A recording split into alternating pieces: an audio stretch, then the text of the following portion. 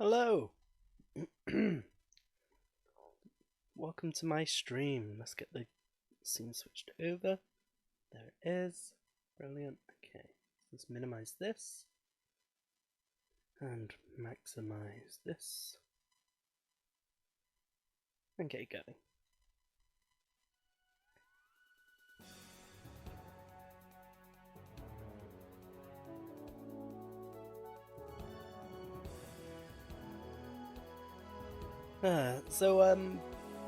The version of this that I'm playing is actually from like 2010, I think, 2011, but the 1.0 version of this remake actually came out in 2002, which explains these dated ass cinematics.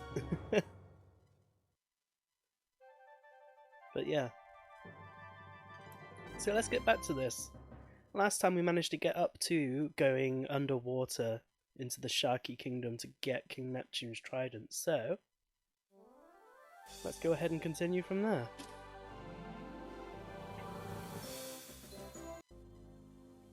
And here we are, riding our seahorse.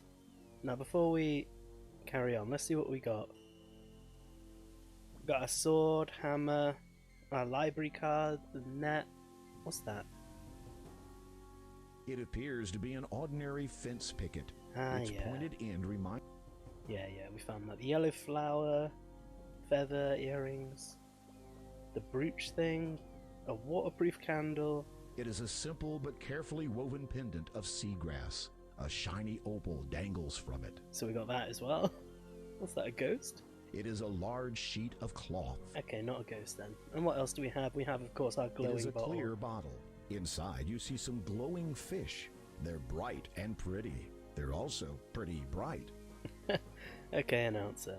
Okay, so with that in check, we just came through the fake wall so that we could carry on looking, and then we ended up in this dark mess. So let's just go. See what we can find, if anything. We'll get our old looky out. I just know there's gonna be fucking sharkies in here somewhere, waiting to kill. I can keep an eye out in case there's anything to examine.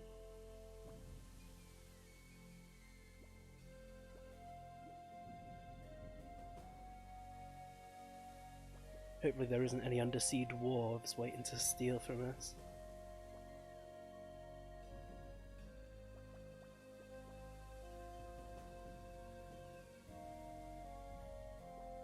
Okay.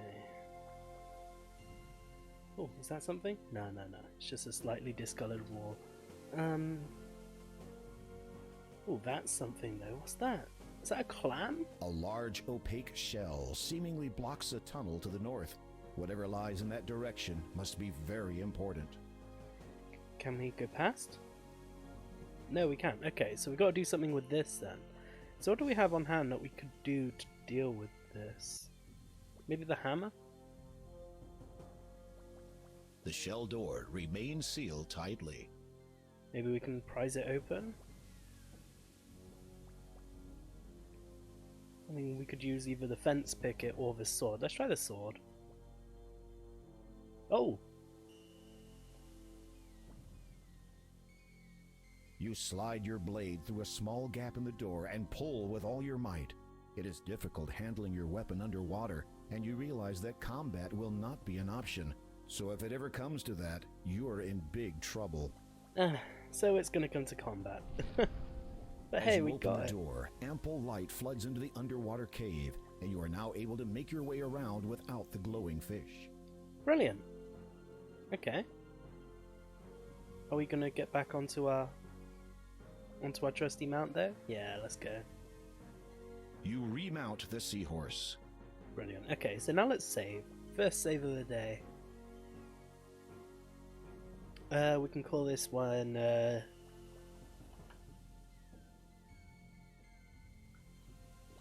Wide Open Clams. Brilliant. Okay, let's do this. Let's see what lies behind. You think it wise to dismount before proceeding any further. Okay. So we're not mounting up then. Oh, is this the king of the Sharkies? Oh, it's a cutscene. We can't examine Oh this way. no, the seahorse has followed you. Let's hope it doesn't give your presence away. You are safely concealed behind the remnants of a stone archway. This is fortunate, as the king of the Sharkies is also here. Aside from his menacing appearance, he also seems to be in a very bad mood. Because why wouldn't he? I do not understand it. Oh my It God. should work for me. That is a Is nightmare it right not there. written that Trident's power can only be wielded by those of goodwill? Well, is it not? I'm gonna guess The not. king's aides nod fervently. And do I not possess the greatest will in this kingdom? No one can best me in battle. Look at his fucking eyes. My resolve is unshakable. No amount of bleeding can dissuade me from slaughtering my enemies. Does this not signify that my will is the best there is? The Sharky King's aides seem all too willing to agree. Then why does it not work? Ooh, okay. You watch carefully as the Sharky King taps 4 shells in order around the arch. Top. Wait, okay. So is that the top of those 4 chunky ones, that one there twice, It and then the matters bottom not. one? Tomorrow we invade the Mer people's territory. For without the Trident's power, that old fool Neptune and his weakling followers will fall before our might. Goodwill. Ha! Mine is superior to all. As he leaves, the Sharky King motions for his guards to remain. God, fucking, of course he does. Okay, so we're gonna have to like distract them or sneak around them somehow. Alright, we got control again, so first things first, let's save, so we don't have to go through that again, and just,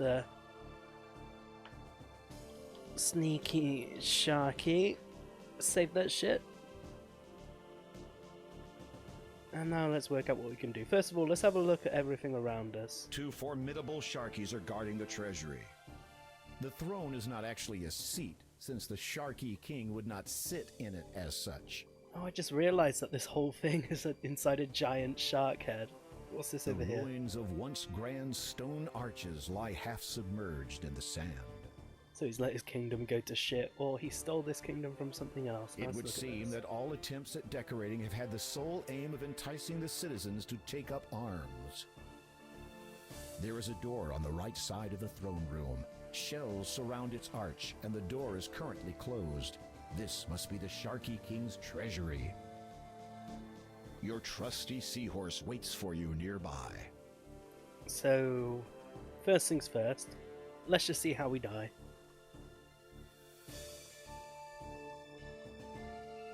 The guards have noticed you.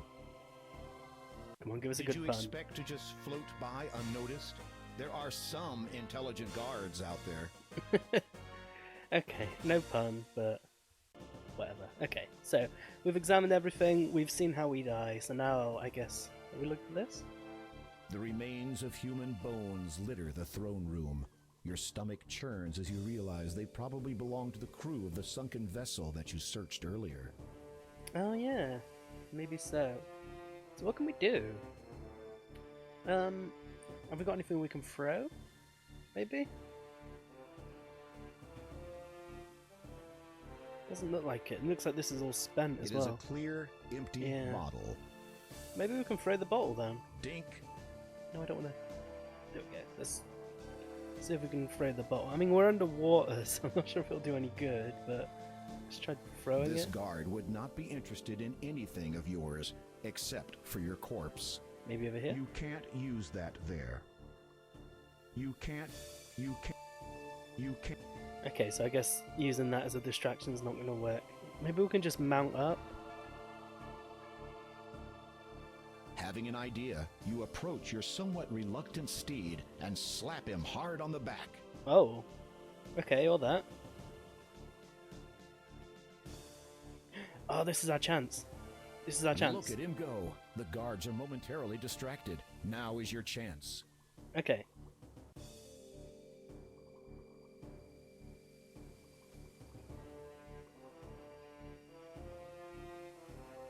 We need to get around to here. me to press the buttons. So it was... You push on the shell. It moves back slightly into the wall. So it was that one, and it was this one twice. And then it was the bottom one. Or was it the fourth one? I think it was the fourth one. Okay, good, we got it.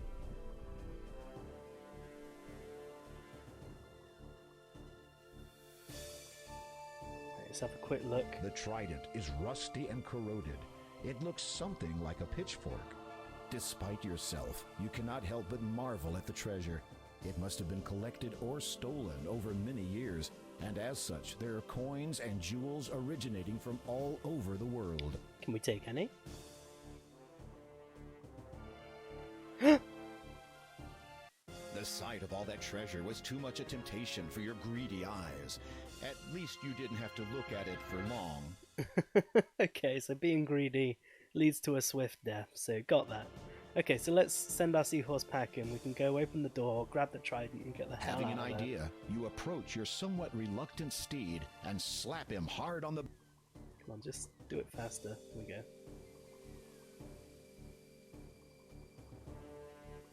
Look at it.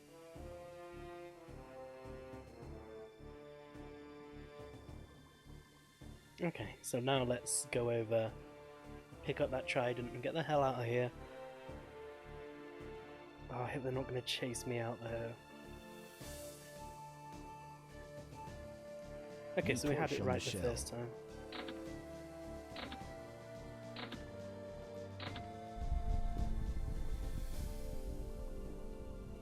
Now let's grab this trident.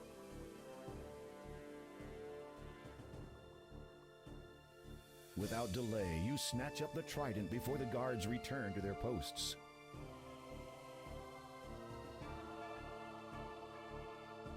Well, before I go out, let's just save.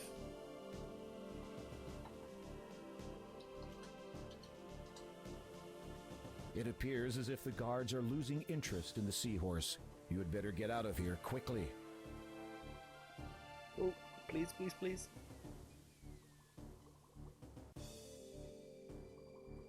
Okay. Oh no, the seahorse has followed you all the way back to the secret entrance. The guards are sure to discover you now. Get on, get on. Okay, go, go, go. Go. I don't know. I didn't see what it said. I'm sure it was just something along the lines of Your get out. seahorse glides onward, flicking its little tail faster than ever. You grip the reins tightly, glancing nervously over your shoulder every so often to check for pursuing sentries. As you make distance, your anxiety melts into relief. But it is to be short-lived. A short arcade sequence. Do you wish to play through it? Yeah, sure. Oh. Okay. I guess it's probably best to stay in the middle.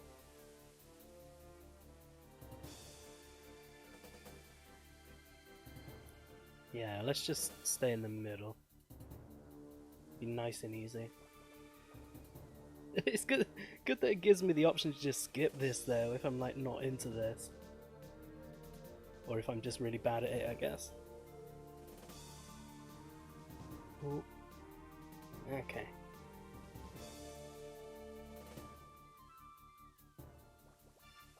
Just gonna stay in the middle again. Come on, we got this. This is simple. How are they getting closer there?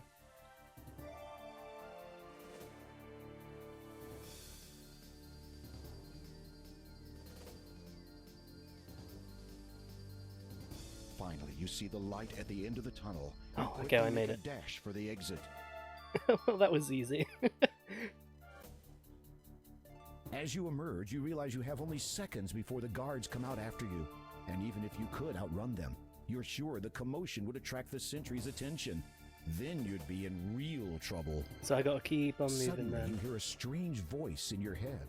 He of noble and goodwill, royal trident thou may wield. What? Okay, I'm dead. You had the means to protect yourself. Perhaps you did not consider yourself worthy? Okay, so we're about to get out then. It appears.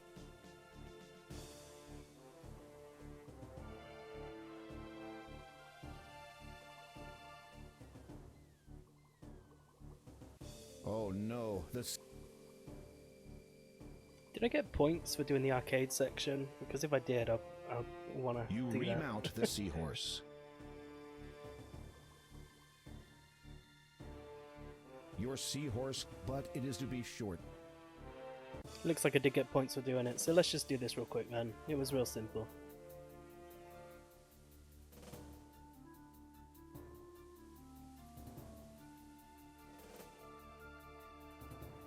Okay, so I guess...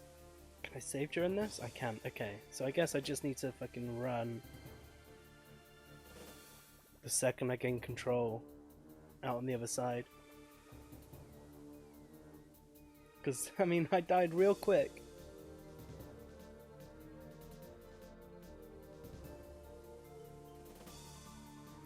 This is easy, I don't have to move at all.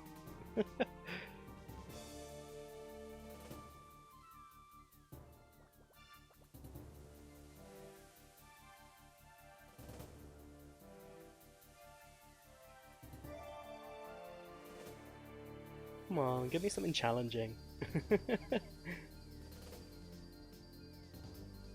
Finally, you see the light at the end of the tunnel. I literally You didn't quickly have to make a move dash one for the time. exit. Okay. Now let's try this again. As you suddenly He of noble and goodwill, royal trident thou may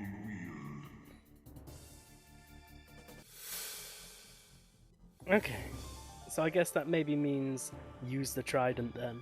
you had the means to Okay. protect yourself. Last Perhaps one. you. It appears. Got the trident selected. So I guess I just want to fight the sharks then, maybe? Oh no, the seahorse has followed you all.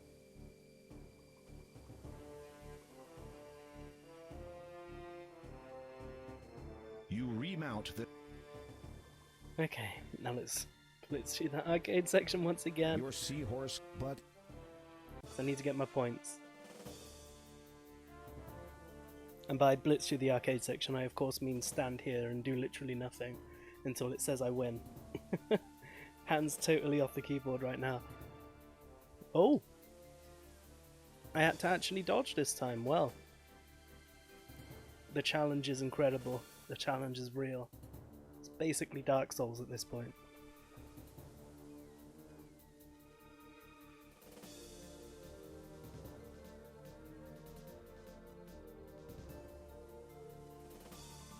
Oh, I wasn't even looking at the fucking screen then.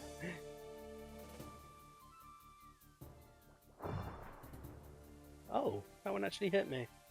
Thought I was far enough out. Oh well. Not that it matters, I'm about to win anyway.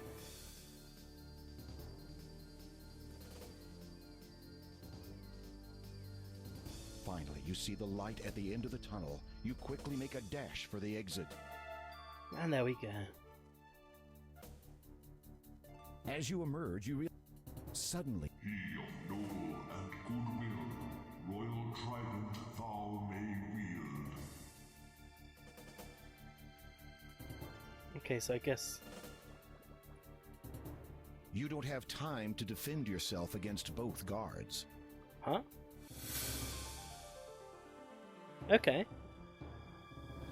Charging with trident blazing? That's all well and good, but when there's more than one target, a preventative strategy is called for. Preventative? Does it want me to destroy the entrance or something?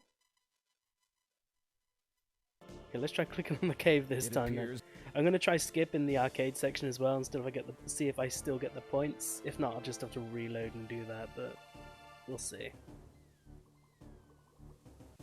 oh no.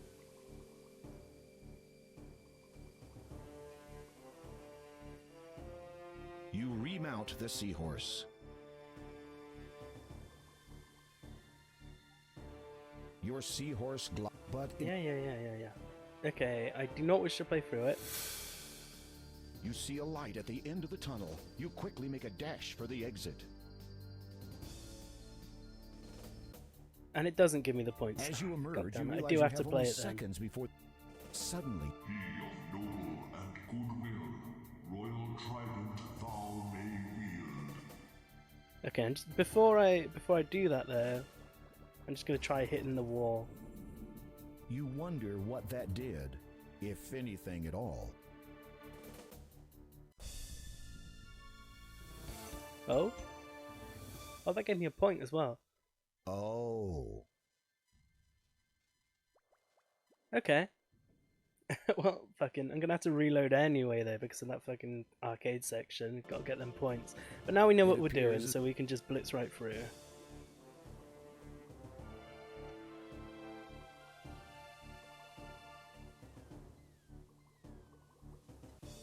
Then we can finally get the first Oh gem. no.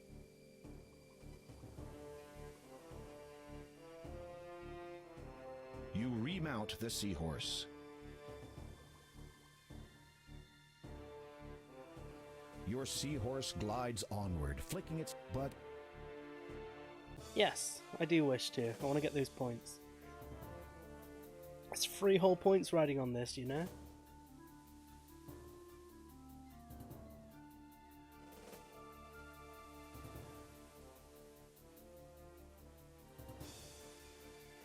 Yeah, we know the solution afterwards as well, so we can seal the cave, and then we can get a new save there so we never have to do this again. But I mean, this, like, if I'd have played this when I was much younger, when this was a much newer game, then this would have been totally cool. Just having a proper action segment. Oh god,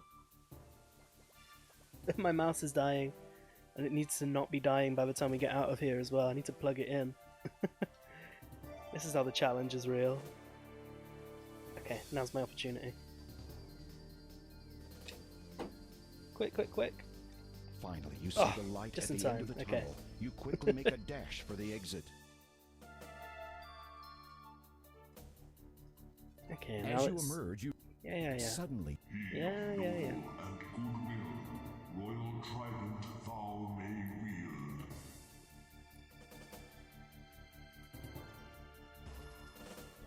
And there we go. you wonder what the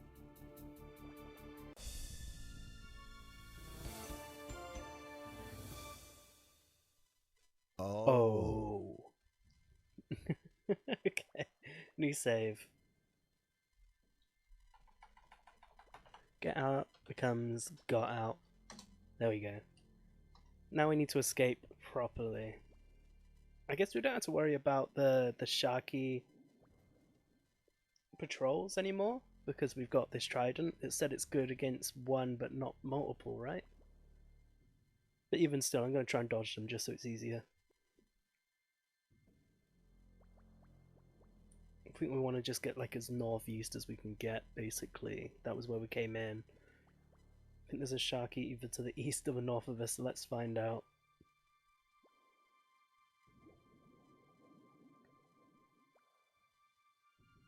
There might be one here. you can't use this item. Okay, I can't use it in that way, so let's just go the longer way around. Oh, Christ. No, don't kill me, don't kill me. Thank you, please. No! Oh, fuck. Okay, I'm gonna... You had the means to protect yourself. Perhaps you did not consider yourself worthy. But it said I couldn't use it in that way. I probably misclicked. Yeah, whatever. I got out. Now let's get out.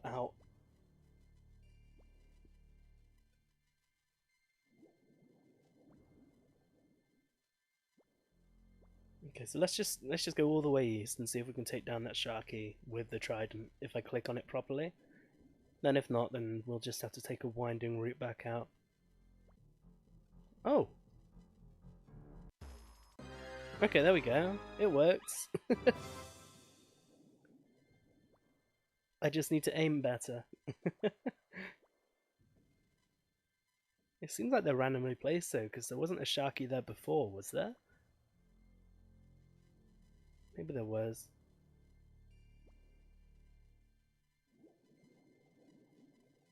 Either way, I got to stay on my toes. Okay, now I think we'll just go north. we should get back to our entrance.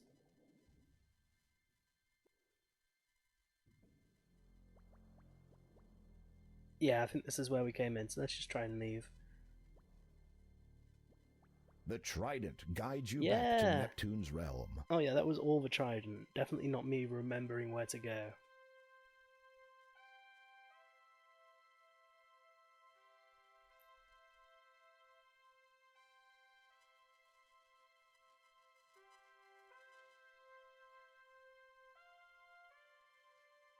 You approach the king. He smiles and graciously accepts his trident from you. Then he calls everyone to attention. To commemorate the return of my trident, and to honor King Graham's success, I hereby call for a celebration. Yeah. The celebration lasts for some time. You eat, drink, and have a merry time with many of the mer people.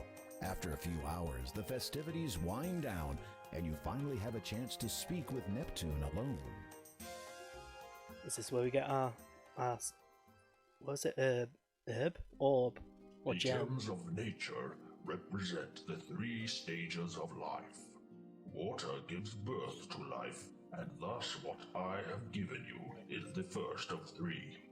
Second is the growth gem, or air gem, for air sustains life and permits it to That'd be grow. the one in the How might I clouds. find the growth gem? I know only that its location is as far above the surface of the land as we are below it. Yeah, Beyond okay then. that, I cannot aid you. A smirk crosses Neptune's face momentarily. You might say that air is not exactly my element. You Damn it, decide King that the Neptune. beverages consumed were to blame for that one. And the third gem, Your Majesty? He drunk. Third is the death gem. The death completion gem. of life and the natural order of things. The Door of Destiny understands this now, as did the ancients who imprisoned the soul within. As for that gem's location, I had hoped you would have no business venturing to the castle. Kaliba past the was swamp. once ruled from that place, but sadly her people have not seen their lord for quite some time. But if you please, I would prefer not to dwell upon this subject. You have done me a great service this day, and I thank you. Good luck, King Graham, and good speed. So that is our first major objective done. We got the birth gem. Now we need to figure out how to get the growth gem then. How do we get above the clouds? You depart the underwater kingdom and head back towards the surface. What an incredible experience. You are certain you will never forget the adventure you just had. Additionally, you have acquired one of the gems. As you resurface, you realize that the magic which allowed you to breathe underwater has now subsided. Damn it. Okay. Well, let's have a look at this gem then. Let's see what it says about it. It is a slightly luminescent blue stone about the size of your palm.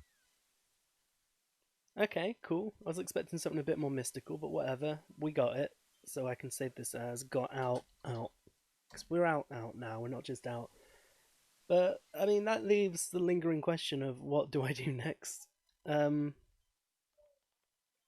Let's try just go back to town and see if anything's changed. See if the church or that other business in town is opened yet. Because it was like near midday, wasn't it, when we started? So let's just go look at these places then. Oh no, I think the church was further up the path.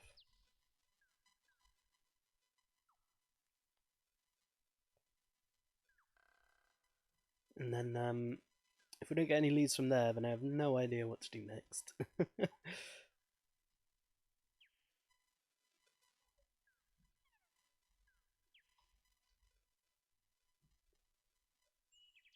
think it was just past here. Oh no, it's still further. This map's bigger than I remember it being. Though we did fully explore it. Well, anywhere we could get to at least last time, so...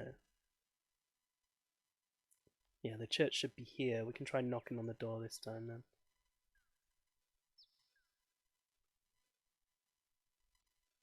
The door appears to be barred from the inside. The church must not be open at this time. Okay, so the church still isn't open then. So I guess we can just get back into town and see if the other shop... What was it? An antique shop or something, I think. See if that's open now.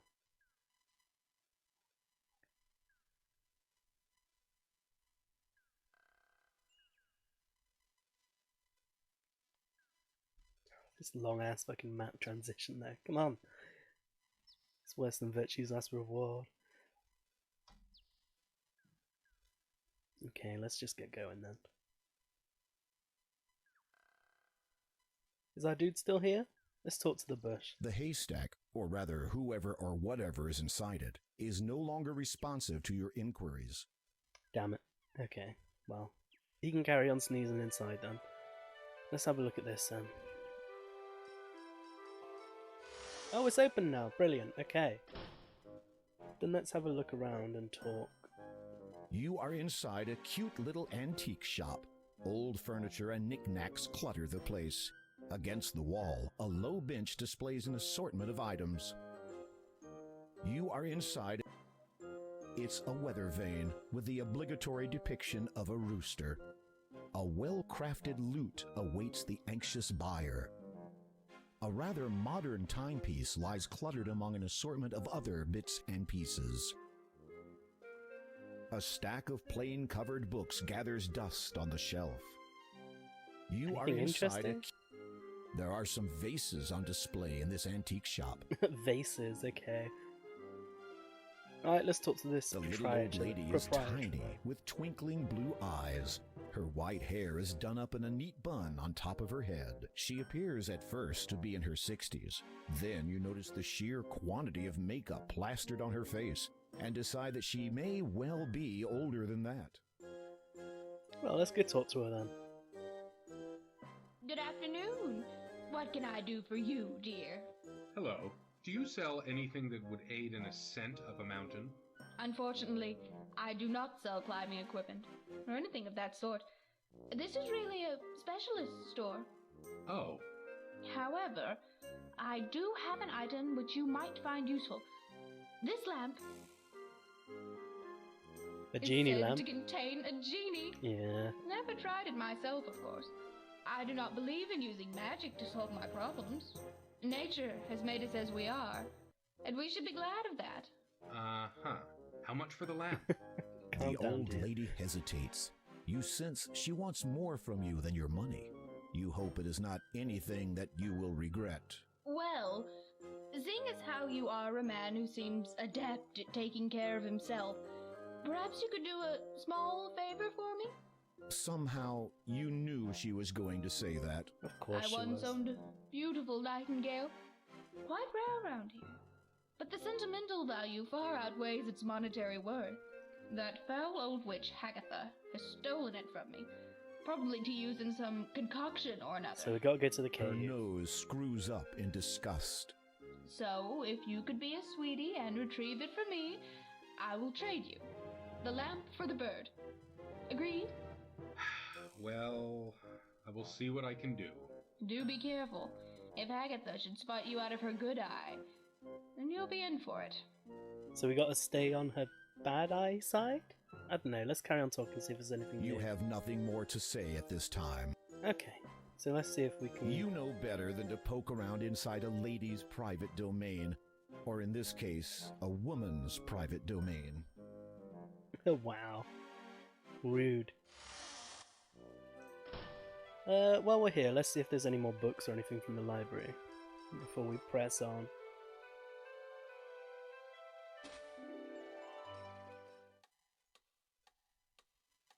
Well, I guess I should present my library card.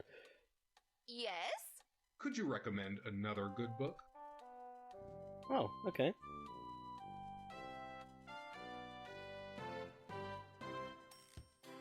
There! Okay, let's have a look at the book then. The librarian has placed the book on the desk for you to read. Thoughtful, isn't she? I gotta use it. This haven't I? book is entitled Legends.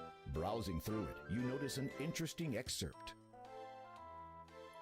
Oh, Jesus, okay. Legends. Daventry's first king, known to many as Legenimor, is as much an enigma of history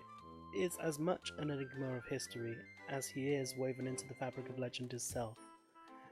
Though his passing occurred nearly 1,000 years ago, it remains somewhat unclear as to the manner of his death and what oh no, that's just the T and the Y join in there, and what become of the power he wielded.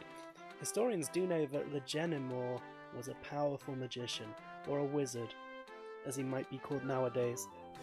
He is largely credited with bringing, along with his kind, magic and civility to Daventry and the surrounding world.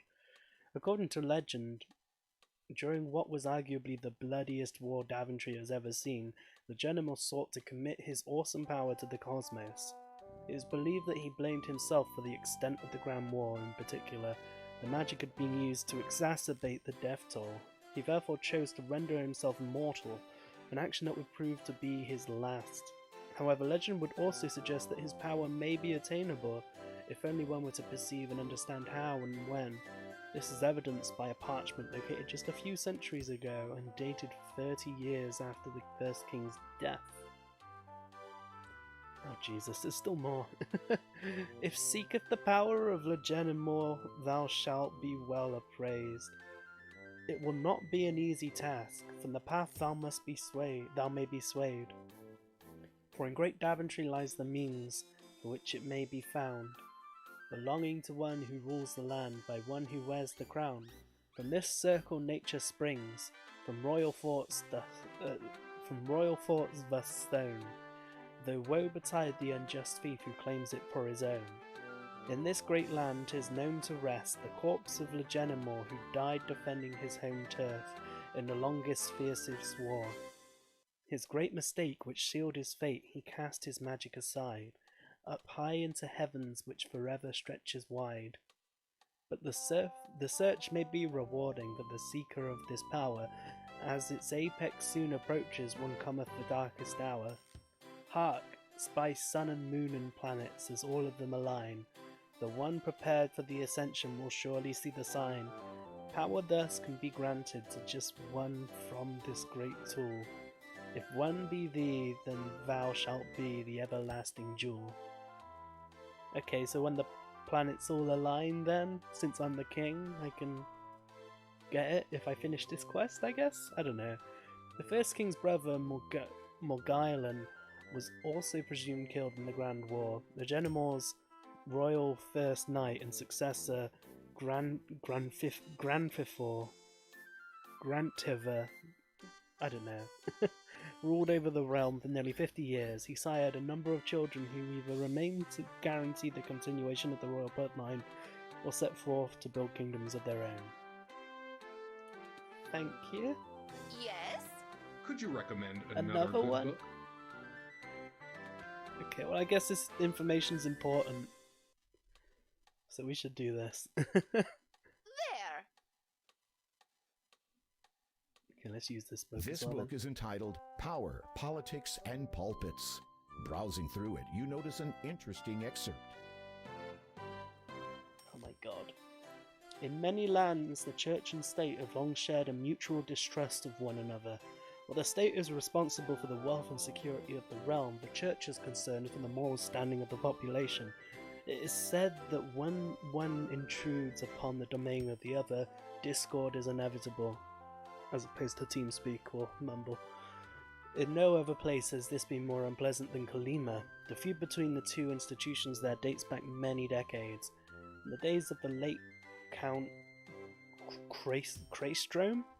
The late Count Craystrom, I don't know, the Lord of Kalima spoke openly of the need for change, chiefly regarding the education of the common people. The Church of the Faith maintained that the simple people were of the land. They knew their rightful place, and thus their path was secure. Years later, the young and idealistic Count Kaldar, Craystom's heir, declared that the Church of the Faith had purposely been holding people back, retaining their ignorance of literature and the wider world for their own selfish benefit. Naturally, the Church resented this insinuation and in turn declared Kaldar a heathen. At that time, the mood of the population had tensed, stability of the realm had weakened as dissension between the church and state rose. It may have continued to do so had the situation not been annulled by tragedy. By tragedy. The Count befell a terrible injury while in the forest one night, which later proved fatal. While it expressed its condolences to the family of the fallen lord, the Church of the Faith asserted that only through its own vision for Kalima, not the rulers, could the people find their true path. It is a curious point to note that no new leader has been chosen to replace Kaldar, not Kalduar. Though it has been many years since his passing, in questioned about this, the townfolk are likely to either ignore the inquiry altogether or cast a furtive glance to the direction of a now inaccessible castle. Anything else, please no? You have nothing else to say at the moment. Okay, thank you. We got some information there.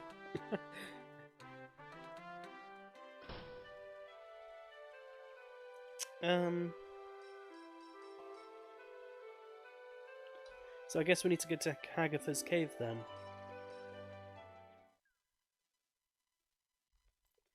Is there anything we can do with him though? The haystack, or rather... He's sneezing, whatever it is. Well, either way, let's save after that. So much reading. There we go. Have we got anything that can help with sneezing? Maybe the gem? Give birth to his lack of allergies? There's no need to use that there. Nah, of course there's not. What do we have? Maybe the cloth? It is a large sheet of cloth. Can you use it as a hanky? It has a silk... God damn it, let me pick it up. There we go. Oh. Here. This might help your sneezing. Well, it won't help the sneezing, but it'll help him clear it up. Here, you can have this back now.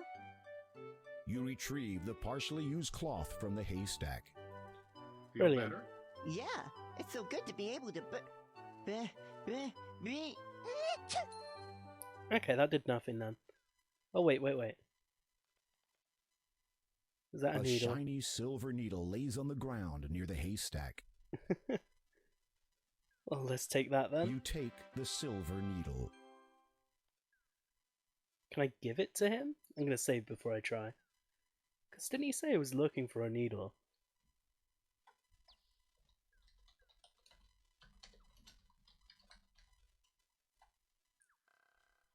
Needle from haystack. That'll do. Now let's try using it. There's no need to use that there. Okay, so we're not going to help him, we're just going to steal it. Okay. I guess that's how the king does it then.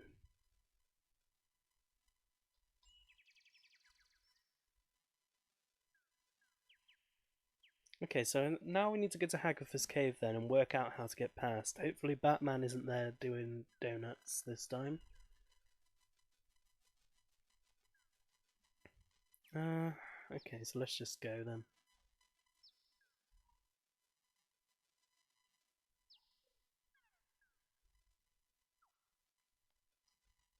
Oh yeah, and we need to find the Nightingale as well for the Antique Lady so we can get the Genie Lamp as well.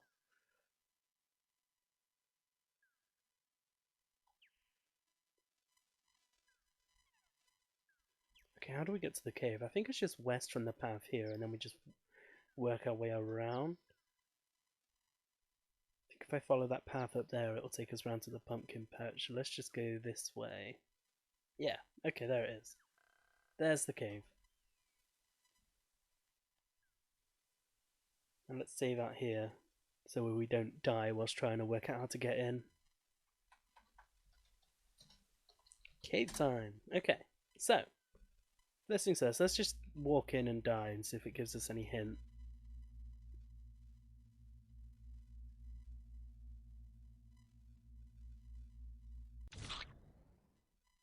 What does it say? You saw black glow. You did not slow. Turned not away. You've had your day. Okay. That doesn't give us any hint. Okay, so let's just, I guess, try and use some items. What do we have? I don't know if we tried the jewellery There's last no time. reason to use that with the bat symbol. What about the other thing? God damn it. There we go. There's no reason to... Okay. Oops. So let's try the gem. Ah, The okay. bat symbol begins to glow as you approach, but subsides a little as it senses the blue light of the birth gem. However, the black glow is still present. You will need to focus the blue light directly onto it if it is to have a pronounced effect. The bat symbol begins to... Okay, so how do we focus it then?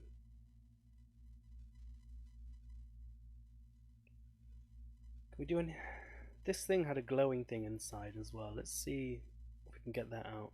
It is a human skull with a radiant blue stone wedged into its eye socket.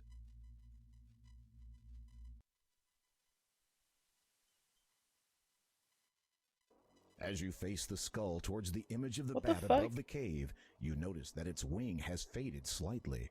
However, you suspect that whatever danger the bat represents is still in effect. It didn't do that last time. It just said I couldn't do it. I was hoping to take the... Well, okay, I guess we use the gem on that then. This skull already has a glowing blue gem. So what about on this one? As you attempt to place the birth gem into the skull, you discover that it does not fit properly. Instead, it juts out uselessly like a bulging eyeball. You take the birth... Okay, so I got to do something with that to make it useful As then. you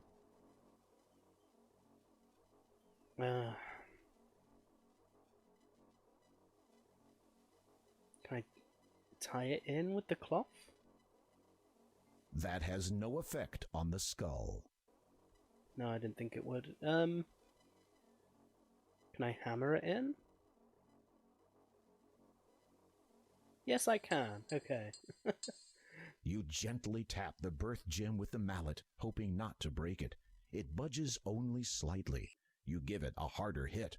It moves a bit more. You hold your breath and give the gem an almighty thwack. It pops into the skull. So now I guess we turn this skull as well then? With the birth gem now firmly in place, you turn the leftmost skull so that it faces the bat symbol above the cave entrance. The power of the two skulls combined has caused the bat symbol to disappear. You sense whatever danger it represented has now subsided. Brilliant. Okay.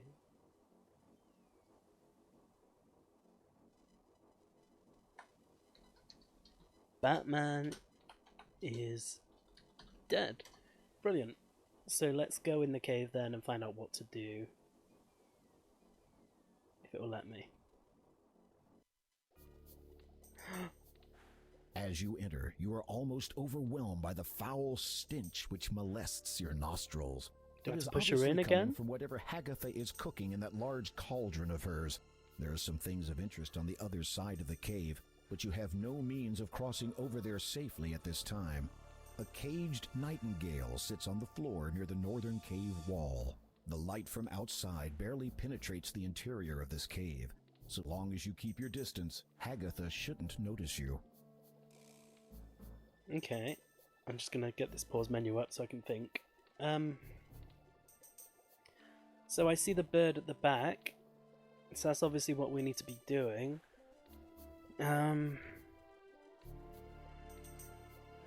Let's just look around. It says if she keeps the distance. This is the ugliest old lady you have ever seen. Wow. She has warts all over her face and matted gray hair. She clasps her stick with claw-like hands. It says that if we keep our distance and she won't notice us, so let's just look around at shit before we do anything. It is a crystal ball, fairly standard equipment for those of the magical persuasion. Before I go grabbing A for glass stuff. dome, Let's look at it semi-spherical in all. shape, sits on the table. It reminds you of a shakeable snow dome toy that you once owned as a child. I guess I want to pick up all this shit, don't I? A simple but elegant black cloak hangs on a stand. A gilded cage sits to one side of the cave.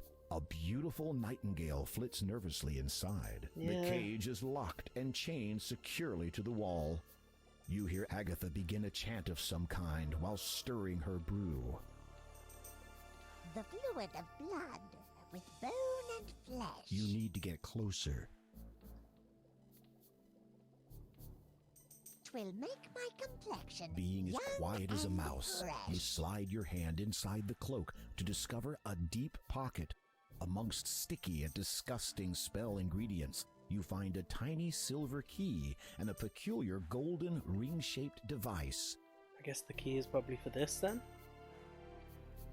Inducing time to reverse itself. Well, you are the gentleman, saving me a lot of trouble by coming here.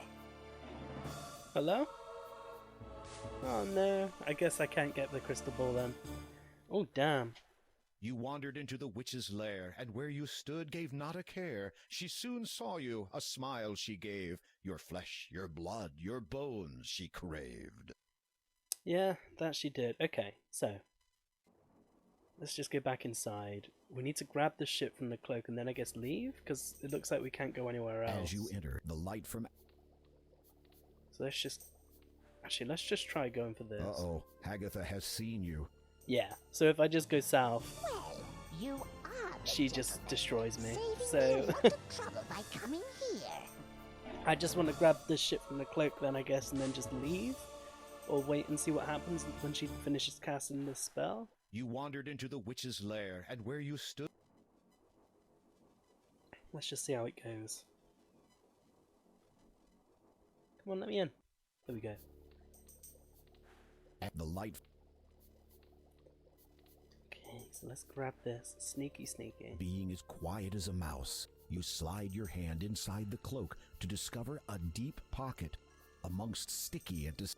Yeah, we got this. Okay, so... Where's that key? Let's look at these things. This odd circular device intrigues you. It depicts several different symbols around its outer rim. The sun, a mountain range, a drop of water, and a cloud. Okay, I have no idea what that could be for. I guess there's something coming up later then. The key would fit a small lock. I'm thinking that is probably for the cage. Let's try it. You need to get closer. Okay, let's try this. You slide the silver key into the lock. It fits. You turn it silently, and the chain falls to the ground. Okay, so now let's just grab the cage. Oh no! Uh-oh, Agatha has seen you. Okay, so we need to shut the bird up. You are the gentleman, saving me a lot of trouble by coming here.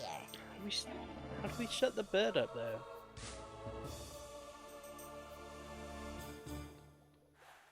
Ask the bird to be quiet next time. I will, don't worry.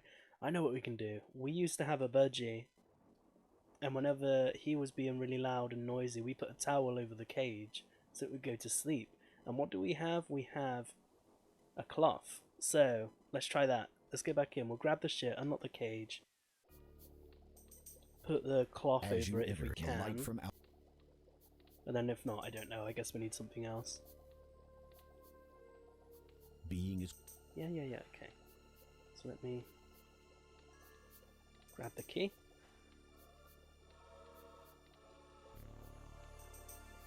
You slide... Now let's try using the cloth and see if it works. You It does. silently drop the cloth over the cage. All these years of being pissed off at Billy making noise Without making a sound, you take the nightingale into your possession. have helped me out. Okay, now let's just fucking get out of here. You hear Agatha begin a chant of some kind while... No, I don't. I'm out of here. Nothing's happening. I guess let's see if we can get the gem back. You could sit down and ponder over the meaning of life, the universe, and every...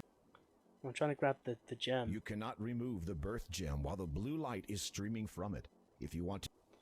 Use force. Okay, so I guess I'll have to use the hammer on it again. Let's try doing that. You There strike it the is, skull okay. with all your strength, and it shatters easily.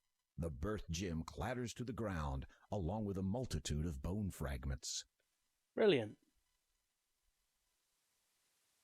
You reacquire the birth gem.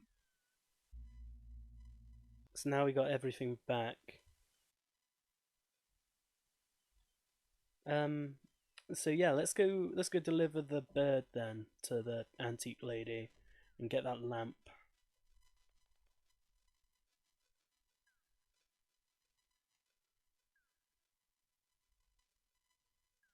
That seems like a good thing. Oh, we should save as well.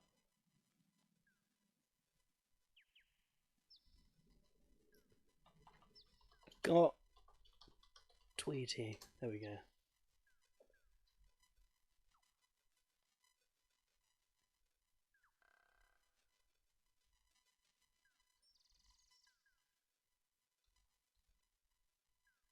£69 now. We've gotten like 20, like maybe more points since we started playing this. We're making some real progress now.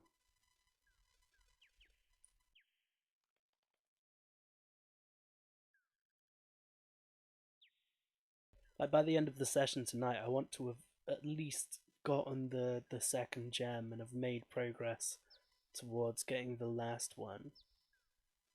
But I don't know, we'll just see how it is. Because I feel like I might have already done a lot of the groundwork. Because I already explored a lot of the world at the start before going to the kingdom. Let's get the bird out.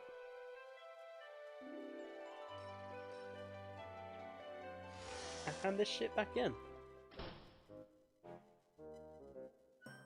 Here you go, your prize pet is now offer back the home. nightingale to Angelina. The sheer elation on her face almost makes the whole risk worth the while.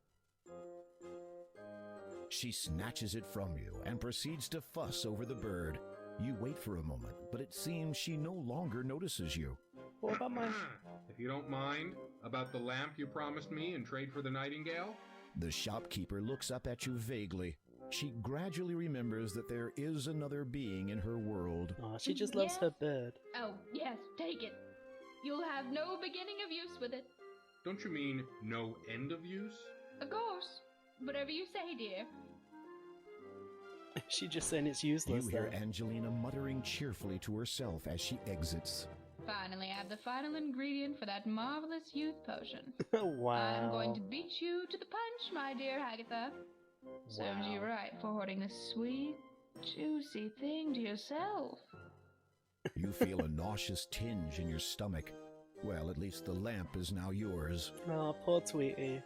Rest in peace.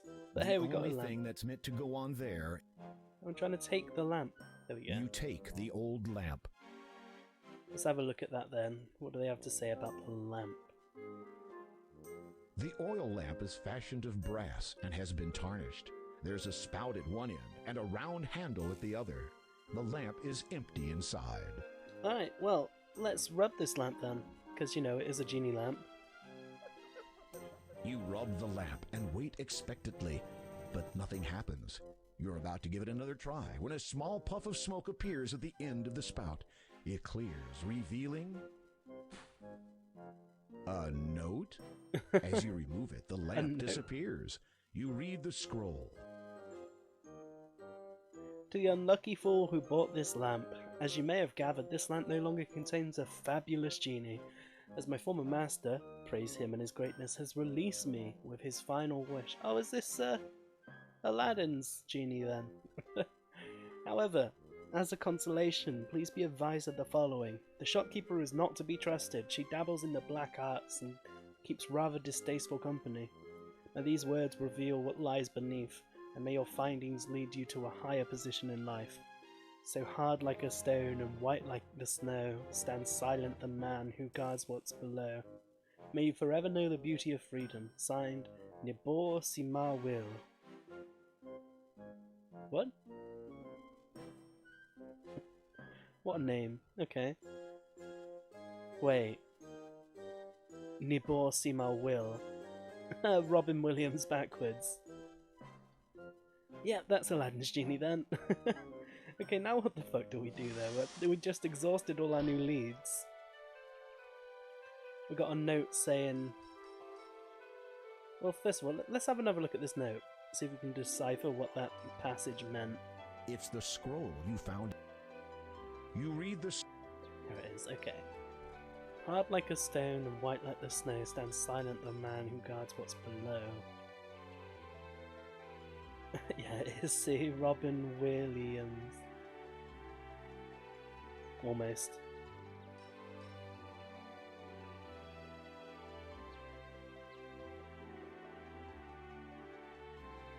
Anyway, yeah, I have no idea what that could mean then.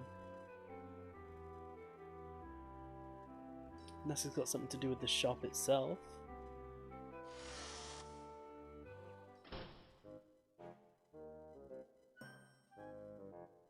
I can swear that Placing your grubby hands all over...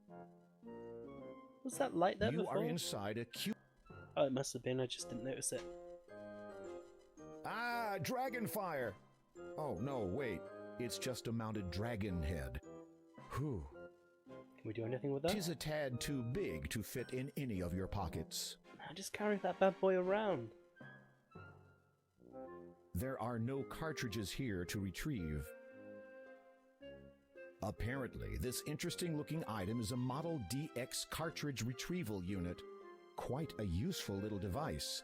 In another time and place. Oh, that's the thing from Space Quest, isn't it? Fucking Sierra Games and their cameos. I don't get what this note's supposed to mean there. Because like right now, this is the only lead that we have left. So hard like a stone and white like a snow stands silent the man who guards what's below. What could that possibly mean?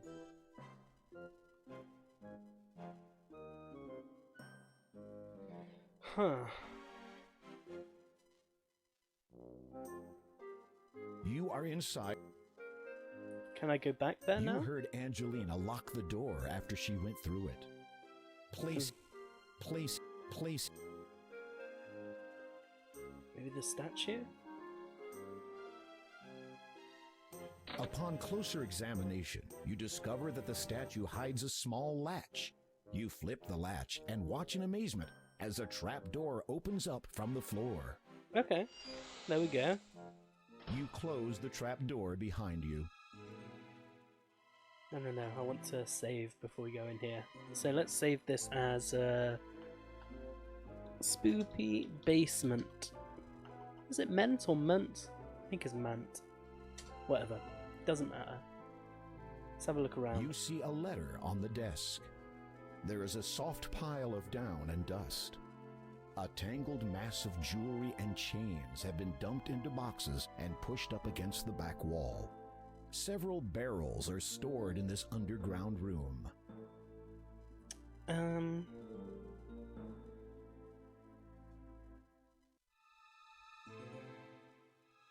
Alright, what looks interactable here? Why can't I go down these stairs? There we go.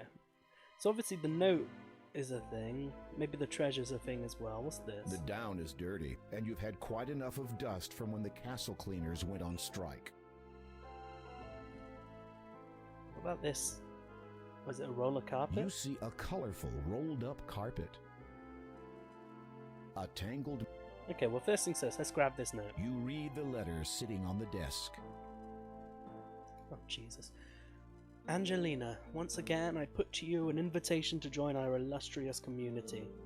Unsurprisingly, you have heard of its reputation through our other channels. I personally encourage you to give it serious thought. We are not only interested in new membership from the mages of this world. This invitation goes out to all who believe that when the appointed time comes, only the faithful will be rewarded. The rest of these poor unenlightened fools will perish. All that is asked in return is complete allegiance to the Father. He has guided us from the beginning, and his power is far older than most. I know you are hesitant due to concerns regarding the dress code. Let me assure you that black would look simply charming on you, dear.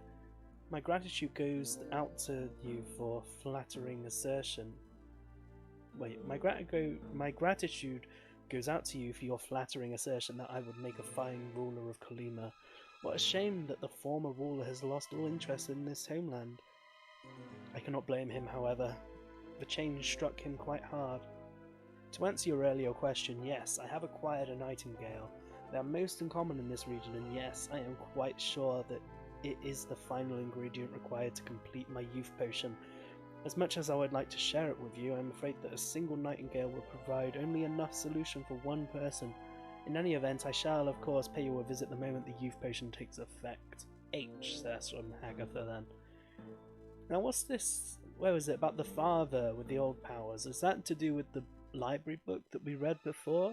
With the Janamore or whatever his name was, and his brother or knight or something? I can't remember. Either way, so we don't take that letter? Nah.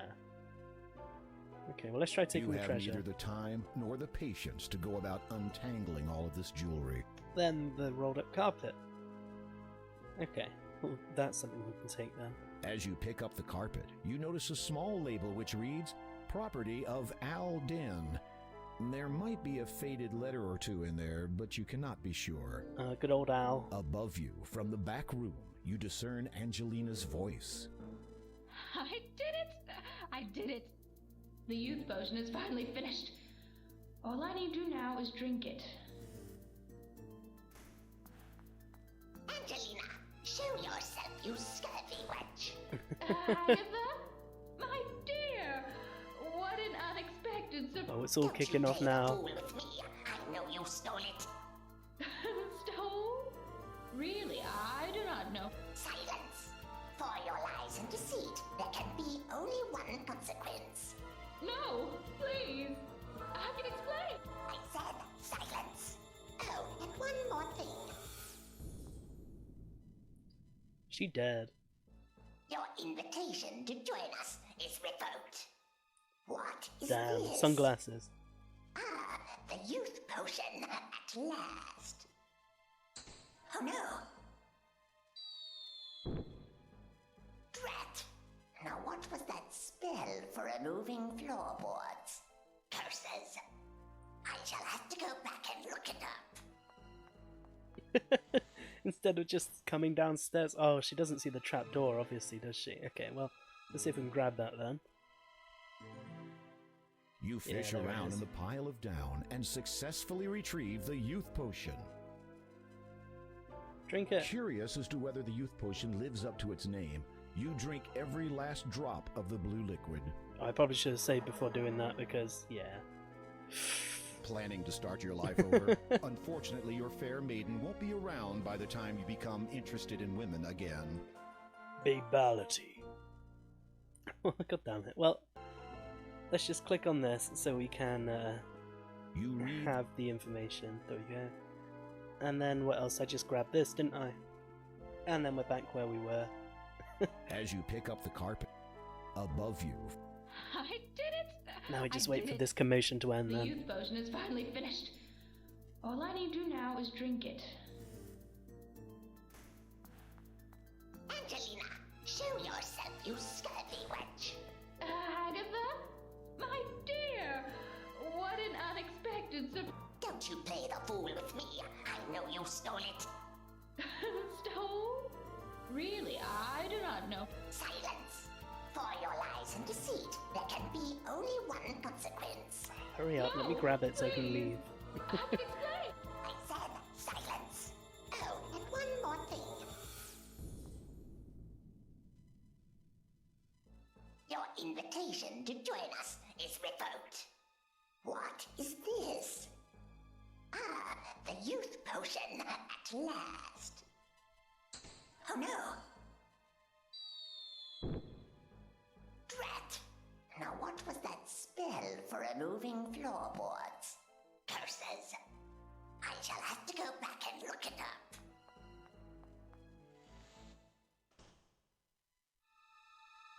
Okay, so now let's grab that. You fish around. Now we can save. No babality. Bitty. No babality. There we go. So what now? I guess we can... I mean, I assume this roll-up carpet, since it's, you know, Aladdin's sorry, Aldin's carpet will be a flying one. The magic carpet is a beautifully woven Persian rug with a colorful fringe on the ends. So I guess we should get outside and see if we can fly on it? Because, I mean, that would seem like the best way to fly up into the sky, right? Let me out. There.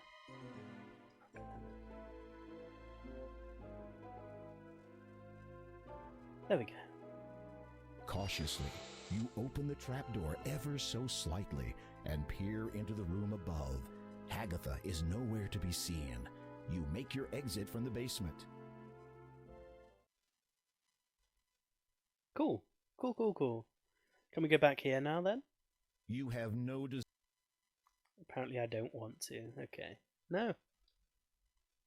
You close the trapdoor again before you leave. Oh, I thought he was going to go down the trapdoor then. I want to leave. Okay, so let's try using this outside then. Where is it? There. The carpet is woven of the finest fabric. Try using it on myself. This would not be the best place to use the magic carpet. Maybe I should leave town and then try using it? Yeah, there we go. You unroll the magic carpet, lay it on the ground, and sit on it. The carpet begins to rise skyward. As you ascend higher, you realize that the carpet is beyond your control. It glides through the air on a seemingly predetermined course.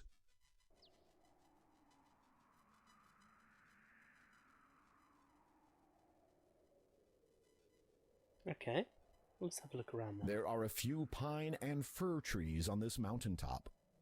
2 large boulders are balanced precariously on the cliff edge. Can I push the boulders? No amount of effort on your part will move the heavy boulders. Okay then. Well, let's just save because we're on the mountaintop then.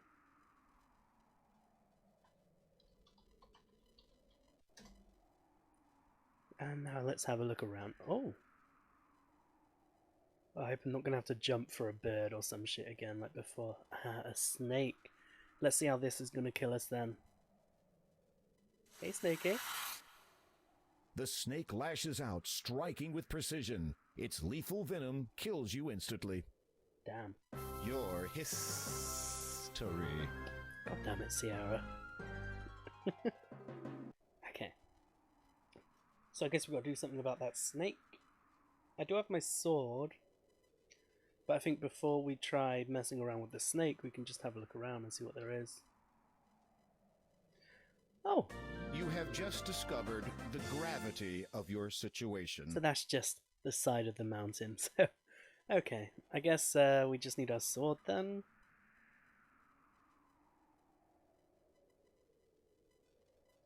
Let's try it. We've got a whole load of items that we can try against this thing, so...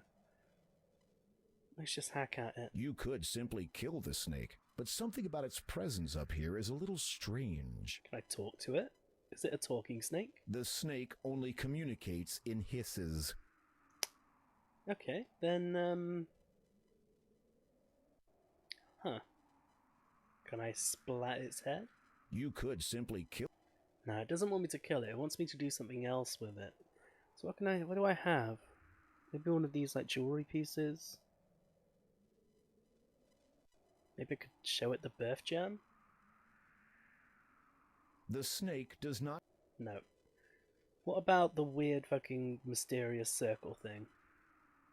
The snake does not care about your possession. Huh.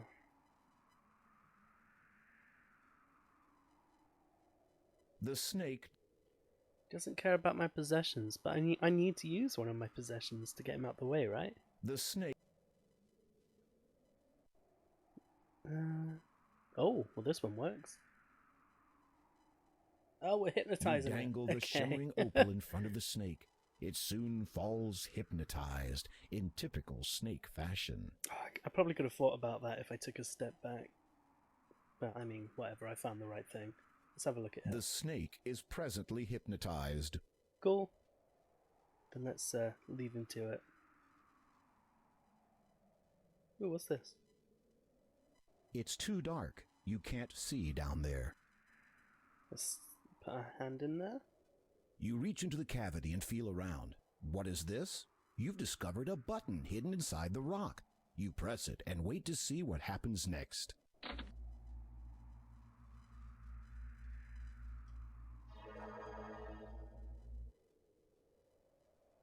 In an instant, a man stands beside you. He appears to be somewhat of an adventurer, much like yourself. Greetings. I am King Graham of Daventry. Graham. The newcomer nods in greeting. Without a word, he respectfully appraises you. You notice about him the manner of one who has only recently learnt the meaning of heroism. From where do you hail, good sir? The man opens his mouth to answer, but then pauses to consider that question.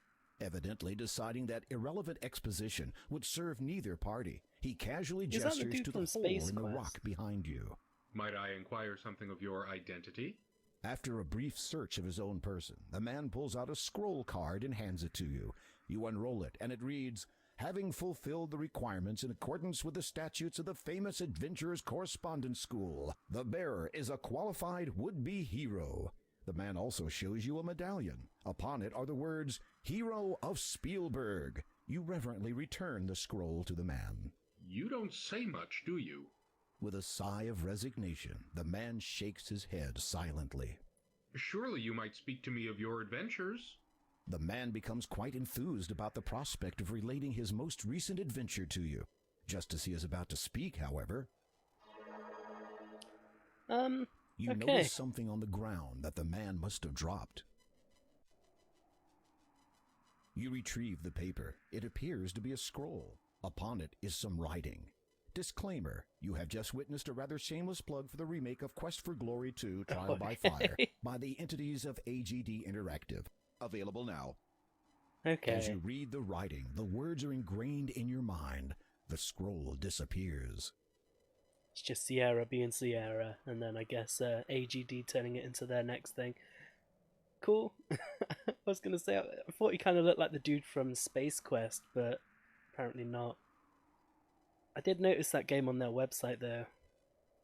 Maybe I'll check it out once I'm done with King's Quest 3.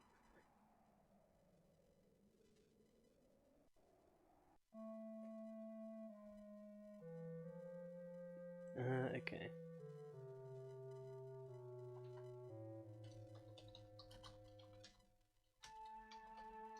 Creepy house cave. Let's have a look around.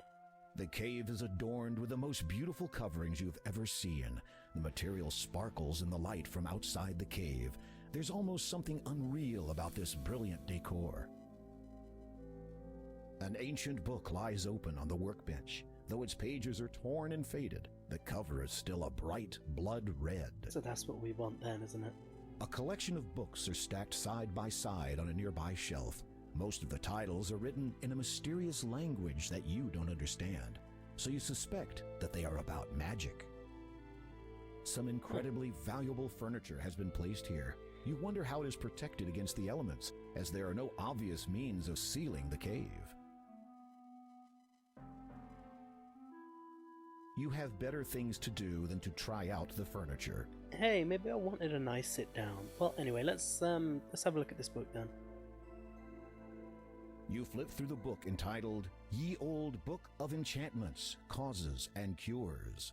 The first half contains a list of enchantments. These do not interest you, as you have no desire to inflict inconvenience upon others.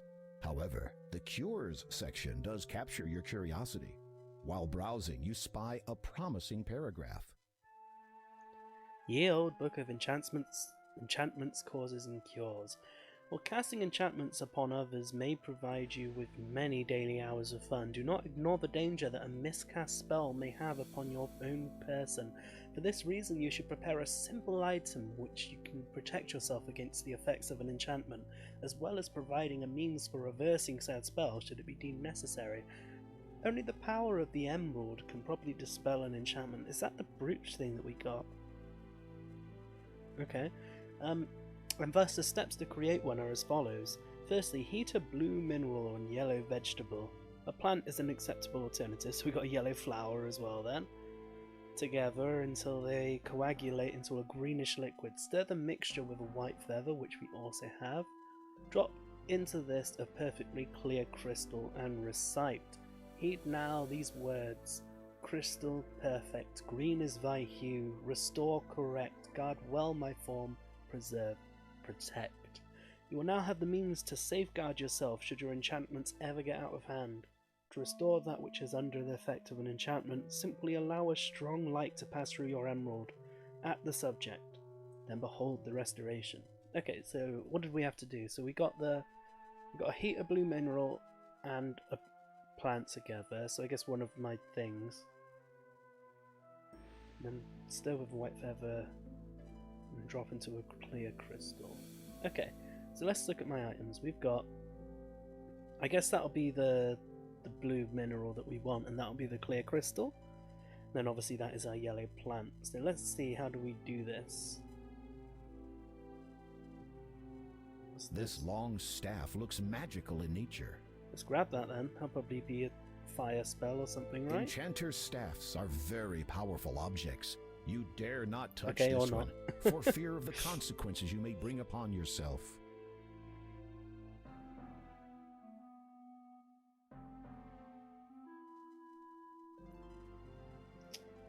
What can we do then?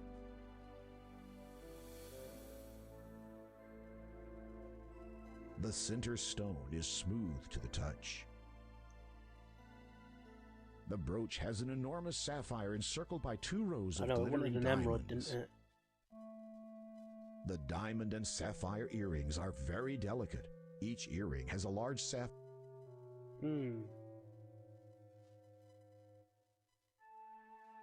It is a Unless it means slightly that luminescent this is blue the stone stone. about the size of your palm. Huh. You have better things to do than to try out the furniture. So it looks like we have everything that we need, but I don't know what we can do. The answer must be in this room, because there's no way, there's no other place to go. It's just death on all sides. So what can I do? What do I have?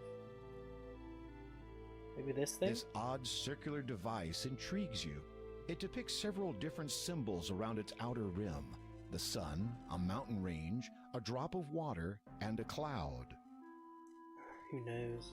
What about this? You think that this... Nah, This is the sword of the first king of Daventry. It dates back almost 1,000 years and has been passed down from king to king since that time. Try not to damage it. A magnificent clear crystal is embedded within its hilt. I meant to click on this. It is a swan feather of the purest white you have ever seen. So yeah, we got that. I don't think we have any emerald there. The yellow flower is very pretty, but has a sickly smell. So we've got the mixing thing, we got that. I think one of these will serve as the crystal, maybe, and then the other will serve as the compound. I'm guessing this bit, but I don't know. What about It is a this? simple but carefully woven pendant of seagrass. A shiny opal dangles from it. Yeah, not an opal. We don't need an opal. It is a tiny silver needle. Okay, we don't need that just now. I don't think, at least.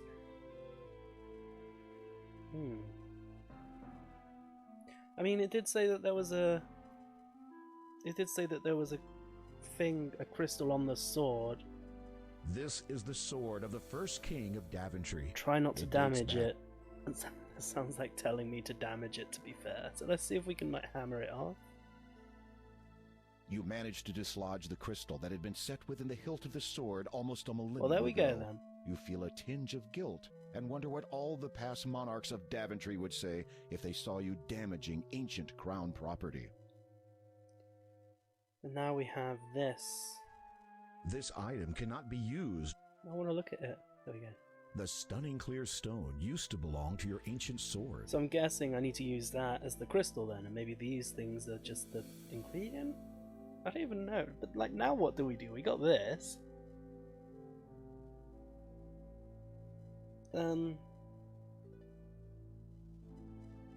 there like a cauldron You or hear something? footsteps approaching. Oh, Jesus. Uh-oh, the enchanter has caught you in his lair. He twirls his hands and then utters some words under his breath. You feel a tingling sensation all over your body as the enchantment transforms you into whatever he desires. And I'm a duck. Brilliant. What an enchanting encounter.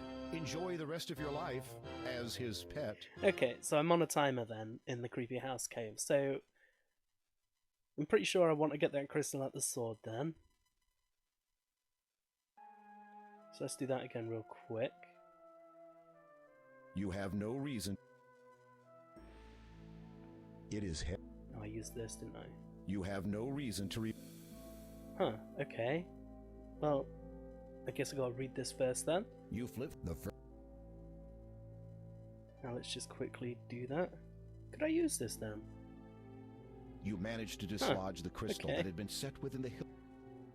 Okay, so I'm just going to keep the save window open for a second whilst I think. So I've got the items, I need to mix them together. So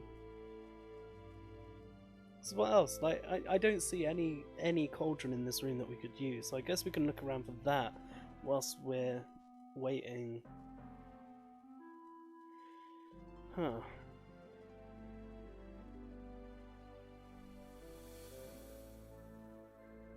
Well, I guess let's just look if there's like a cauldron or like a beaker or something around here. A collection of books.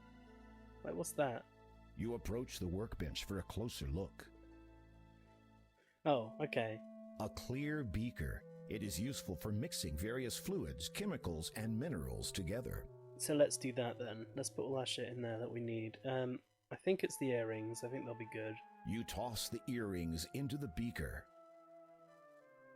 And also the flower.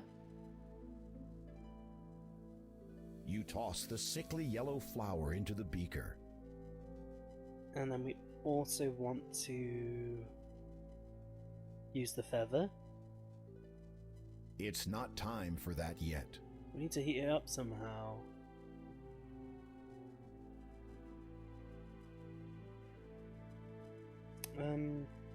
Okay, well let's just look. What is that? When lit, this device heats the beaker and any contents that it contains. A wick leads into the base, which is made of flint stone. Flint stone. So we need to make a spark. So try the sword. You strike the blade of your sword against the flint stone. It sparks, and the wick catches alight. You watch, there we go. Fascinated, as the two unlikely objects melt under the heat of the magical flame. And now I can use the feather. You stir the mixture carefully with the white feather. It soon dissolves in the hot liquid. And then the crystal. You drop the crystal in and watch, amazed, as the green liquid slowly seeps into it. And then the emerald has not yet been enchanted. You mustn't remove it from the beaker yet. Oh, I've got to... Heed now these words. Yeah, I got to say Crystal. the words. Perfect. Green is thy hue. Restore. Just talk to it. That's clever. Guard well my form. Preserve. Protect. You recite the words correctly, line for line, and sure enough, only a brilliant emerald remains in the glass beaker. Is you that an quickly blow emerald? the flame out so as not to overheat the emerald and cause damage to it. It looks like a piece of kiwi fruit. Picking okay. it up gingerly, you're amazed that the emerald took virtually no time at all to cool. Okay. Let's just save. Kiwi house escape. Brilliant. So what do we... Is there anything else we need to do in here just before I get rid of this screen and potentially die? I don't think so. We had a look around, it was just like a bookshelf. We got the emerald, we did the magic shit. So I guess just leave?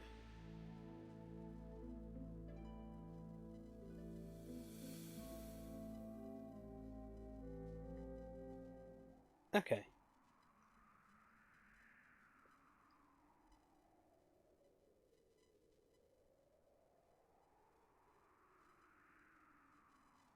Do we have to hypnotize it again? Is it going to go for me?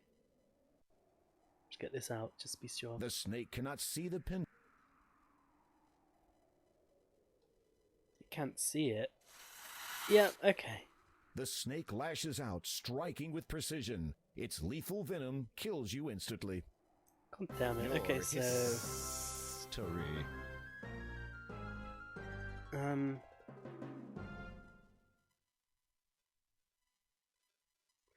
Okay, so what do we do there? Like, is the snake enchanted? It did have glowing eyes. I guess we could try using our kiwi on it. Though I doubt that's what it's for, really. As you direct the sun's light through the emerald at the snake, you behold a wondrous transformation. Okay. Wow. Before you now It's a stands Pegasus. a magnificent winged horse. Damn. Thank you for freeing me. A horrid enchanter transformed me into that legless thing after I refused to be his steed. Okay, well, let's talk to him then. That was quite a gamble, to refuse an enchanter. True, but I could not have accepted, even if I had wanted to. For I am a disciple of the cloud, and can serve no land dweller. Disciple of the cloud? What does that mean? I mean, it sounds First, badass. tell me of what you seek up here. You take a deep breath, then explain about the Door of Destiny, the gems of nature, and your present quest to locate the growth gem. So, you seek the air gem? Yes, that is right. You know of it? Most certainly. But you will not be able to reach it by any means available to you or any of your kind. I would gladly take you to it, but alas, the enchanter took and hid from me my bridle. Without it, we could search for 1,000 years and still never find the cloud spirit. Where did he hide your bridle? I do not know. Perhaps a clue may be found in that blackguard's abode behind me. So we gotta go look around then. What is this spirit you speak of? The essence of what you seek. It passes through us as we grow, all through our lives, though few are ever aware of it. You will know soon enough when I take you to it. Okay, got anything else? Why do you choose to serve this cloud spirit? It is my destiny, and I must fulfill it, just as you must fulfill yours. I was not aware that I had one. All of us have a destiny. Some are predestined, others are determined by choice. I believe yours to be of the latter. You don't have anything? Okay, so that's all that needs to be said right now. Let's go back to the house then. If this Pegasus is gonna let me pass? What about the other way? Let's just try clicking to walk over here. There we go. And of course let's save as well, so that we can search for the bridle. Riddle, I'll do. Close enough. Now hopefully the enchanter doesn't fucking kill us.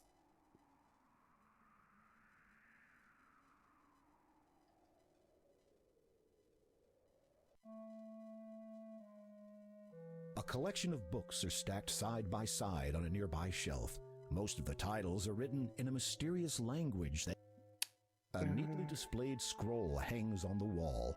However, its archaic symbols and wording will forever remain a mystery to you. You notice that some writing has been engraved into the wall.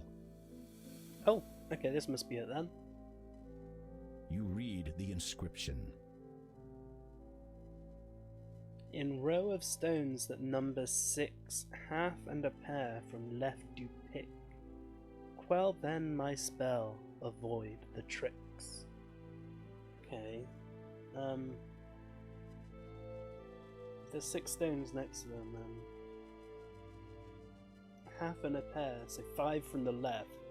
So the 5th stone, and then get rid of the spell and avoid tricks. So I guess I need to use the emerald on something that is the 5th stone from the left? The engraving on the wall Oh, reads, it says it here again. in row of stones that number 6, half and a pair from left do pick. Quell then my spell, avoid the tricks.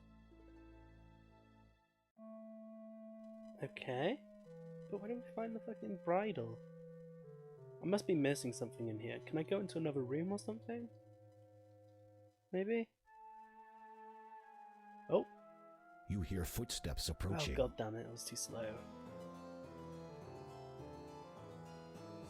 Uh-oh, the enchanter has caught you in his lair. He twirls his hands, aims them at you, and then utters some words under his breath. And you I'm a feel duck. tingling sensation all over your body as the enchantment attempts to transform you into whatever the enchanter has fancied. At the same time, you also feel the comforting energy of the emerald shielding you. The enchanter's twisted smile turns downwards. He scowls at you.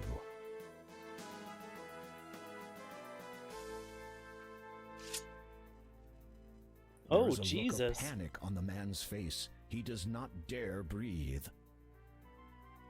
Cut I his beard hereby off. order you to depart from Kalima forever, never to trouble its citizens again, lest you earn the fullness of my wrath. The enchanter looks baffled. You sigh inwardly and try again. Leave. If you come back, then you will get it.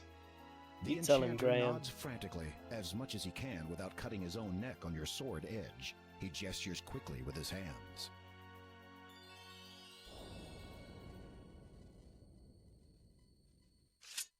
Oh. Well, he's just gone then. This is still here, though. You walk closer to read the engraving once more. Has it changed at all since everything else did? You read the inscription. The No, engraving it on the hasn't. wall. Okay. You are standing in an empty cave. Well, he's gone then. I guess,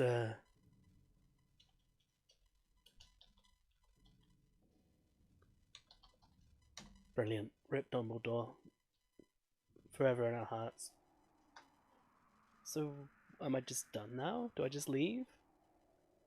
Is the Pegasus still there? Yeah, he is. Anything You to need say? to be standing.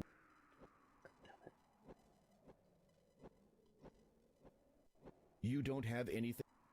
I guess I need to find the bridle then before I can talk to the horse, but where the fuck could the bridle be? There isn't anything else up here. I guess the bridle is wherever the inscription on the wall was hinting at us to go, so we need to find the rocks. Whatever. I guess we just use the carpet again now then? Go back? Yeah, okay. You unroll the magic carpet, lay it on the ground, and sit on it. The carpet rises into the air again. A new fantastic point of view.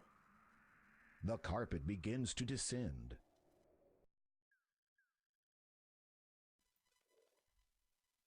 Okay, so I think I remember seeing some suspicious rocks, but I can't remember where. I guess we'll just have to go for a stroll and see if we can find it.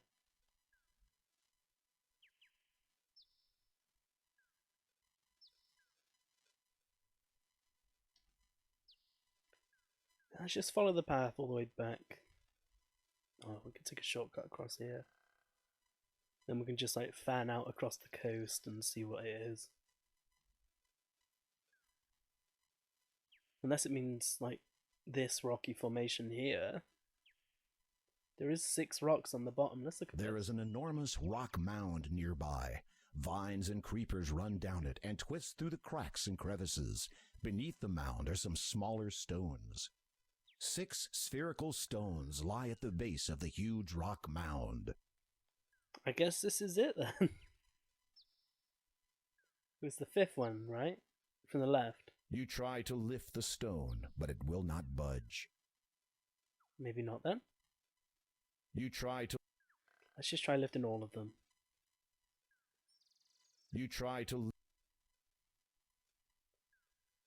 You try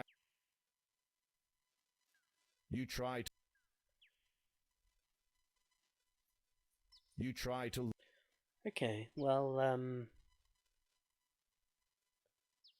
good talk. What can I use? Is there anything I can use to dislodge them, or maybe they're enchanted? I mean, it is the enchanter that put them there, right? So You bend over and hold the emerald above the stone so that the sun's light channels through it. there we go. Incredible.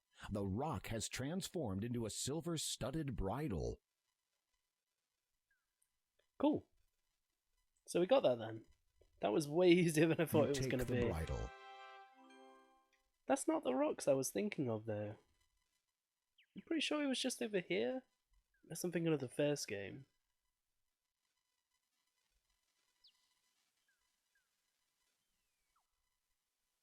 Oh, I was thinking of this, but it's not what I thought it was. I remembered it being like a pile of rocks, but I guess I just remembered it wrong. But either way, we got the bridle now, so it doesn't matter. Let's get back up.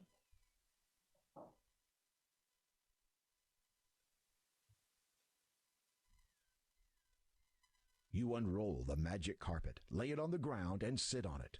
The carpet begins to rise skyward.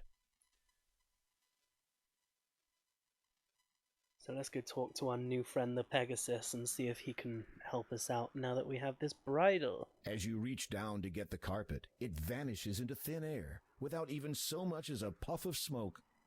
I guess that's a yes then, since we've got no way back. You don't have any... Oh yeah, I need to give him the bridle. Where is it? Here.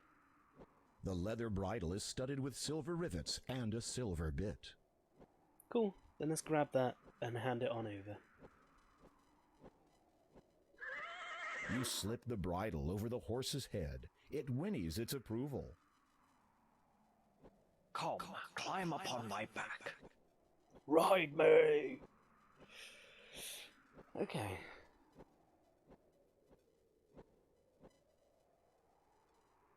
Hold on. This will be a little accelerating.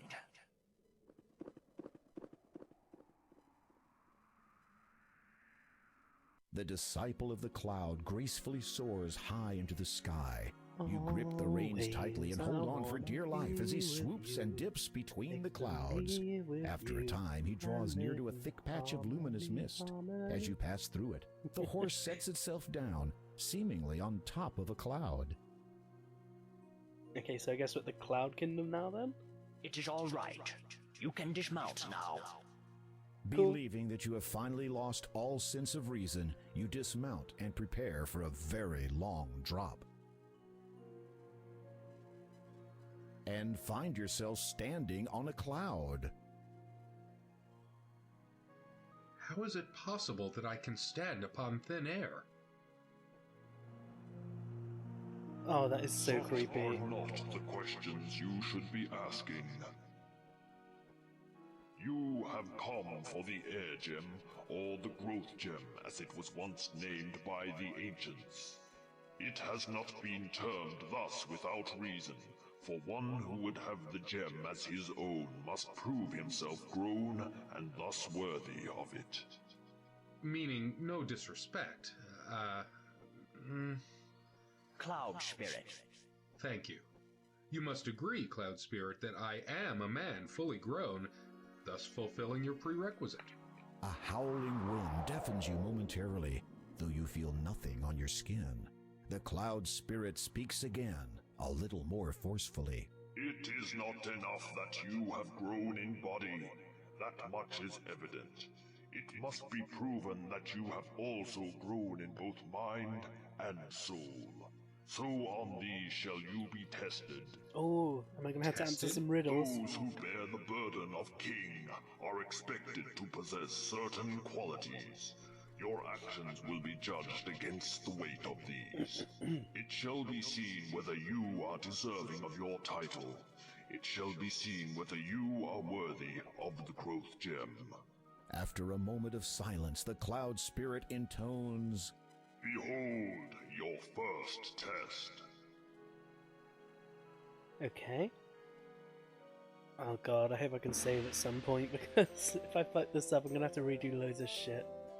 Oh, this is the carrot The patch from mist King around Quest you 1. clears, and you find yourself in a familiar place. This is Daventry, and furthermore, you are a child again. A slight dizziness overwhelms you for an instant. How strange, you no longer recall anything past this moment in time. It is as if this is happening again for the first time. Even stranger, you are still vaguely aware that you are undergoing a test of some kind, though for what purpose, you cannot fathom. But look, This is it is badass. Malvolio, your best friend. Oh, The two of you are Malvolio! deeply engrossed in a game of bat and ball.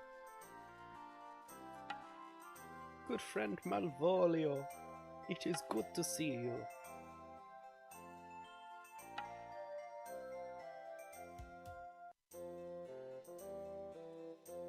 Ouch! Uh-oh! That sounds like the king now! What do we do? What the fuck was that voice? You there. Yes? Yes? Is that how you address your liege? No, your majesty, King Edward, sir. I mean, sire. Which of you two boys threw that ball? The one that just happened to land on my head?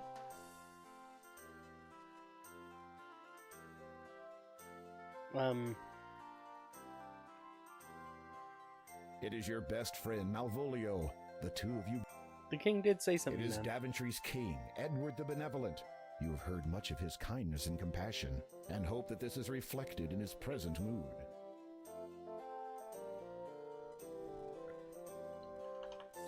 Good friend Malvolio. Malvoli, that's good enough. I guess let's talk to the king then? Oh, we gotta choose something.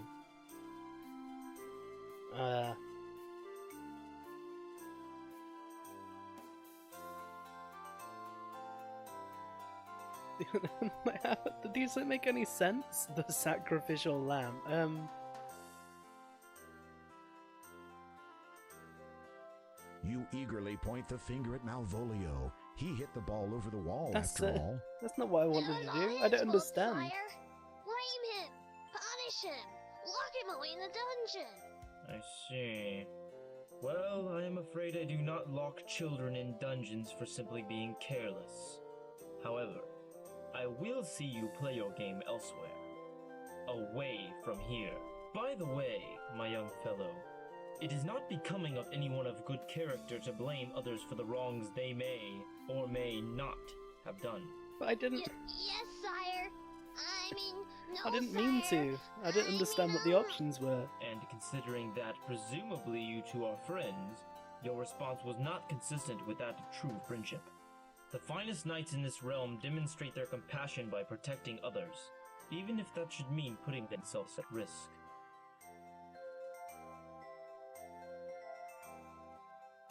Behold your second test.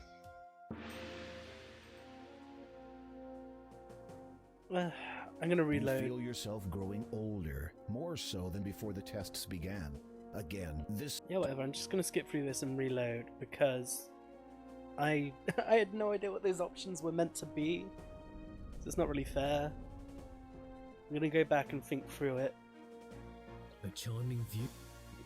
You apartment. So let's just let's just quickly go back there. You're Cool. Okay. So restore. Good friend Malvolio. Okay, now let's try this. So that is what a friend's for, other than blaming. Why any sensible person would do it under the circumstances. I wanted to do it. Absolute absolution. I have no idea what that could even mean. That is, we both did it. Sacrificial lamb. I guess give up myself. See, I thought the sacrificial lamb would be giving up him. I think that's just saying I did it then. You summon all your courage and speak up. Your Majesty, if you please, it was I who hit the ball over the castle wall. It was my fault completely. Please do not punish my friend. The king Okay, that's eyes good, you then we got it. carefully. You wonder if you are now in serious trouble. I would not punish one for something so trivial. However, I will see you play your game Okay, elsewhere, we're good now. away from here. Yes, sire. One more thing, my young fellow. You have demonstrated good character today by taking the blame for your friend. The finest knights in this realm demonstrate their compassion by protecting others, even if that should mean putting themselves at risk. I find that to be a rare quality in the many I meet. When you have grown up, I hope to see you again, perhaps in my service. Cool, Thank cool. you, Your Majesty. Behold your second test. Alright, now let's have a look at this one properly then. Now that we understand how this game works. You feel yourself growing older, more so than before the tests began. Again, dizziness overcomes you. Your memory of the previous test fades, and in its place, your mind is filled with the knowledge of everything that has since come to pass. This includes, unfortunately, the dreadful misfortunes which have plagued Daventry since the coming of the terrible three-headed dragon. To make things worse, your 17-year-old daughter has been demanded as its latest sacrifice. In return, it will not harm the rest of the population until the next demand. You would go forth to destroy the dragon yourself, but you no longer have the heart for such quests. Never have you felt so forlorn, so frail. You fear that given the choice, you would do anything to rectify the situation.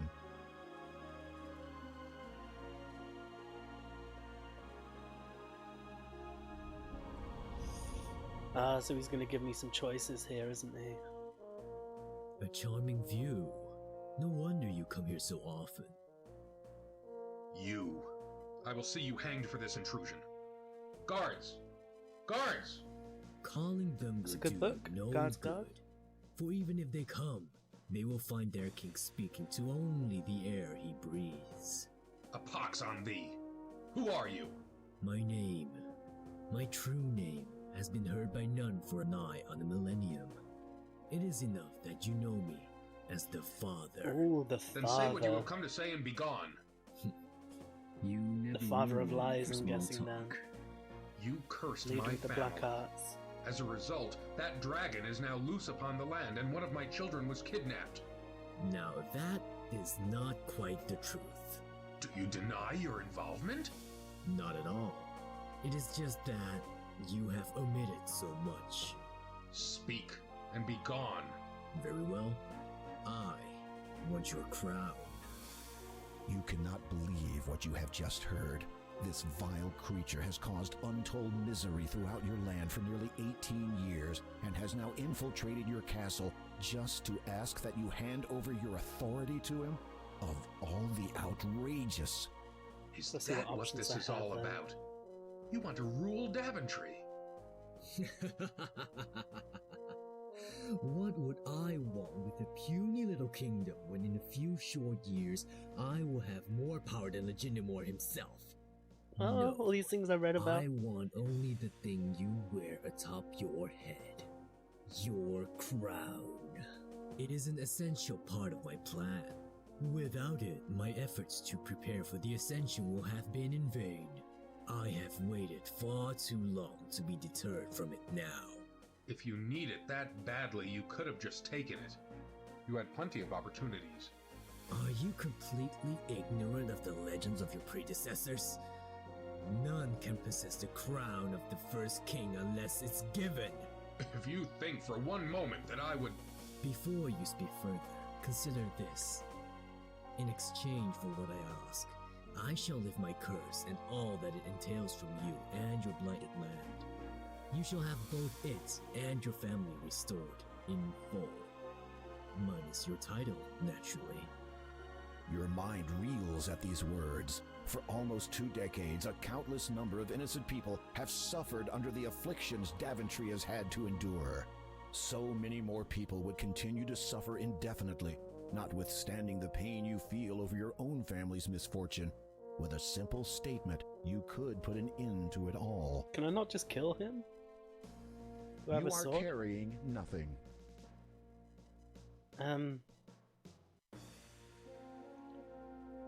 Okay, well let's The shrouded look at figure him. standing before you is the man responsible for all of Daventry's present troubles. Your kingdom lies below. Once a marvel to all who beheld it, there is now very little to speak of. Evidence of devastation and disrepair stretches with nauseating abundance in all directions. Huh. Okay, well, again, let's save, because I think we got the good choice with our good old friend Malvolio. So now let's, Father of Lies. Let's talk to him and see what our options are.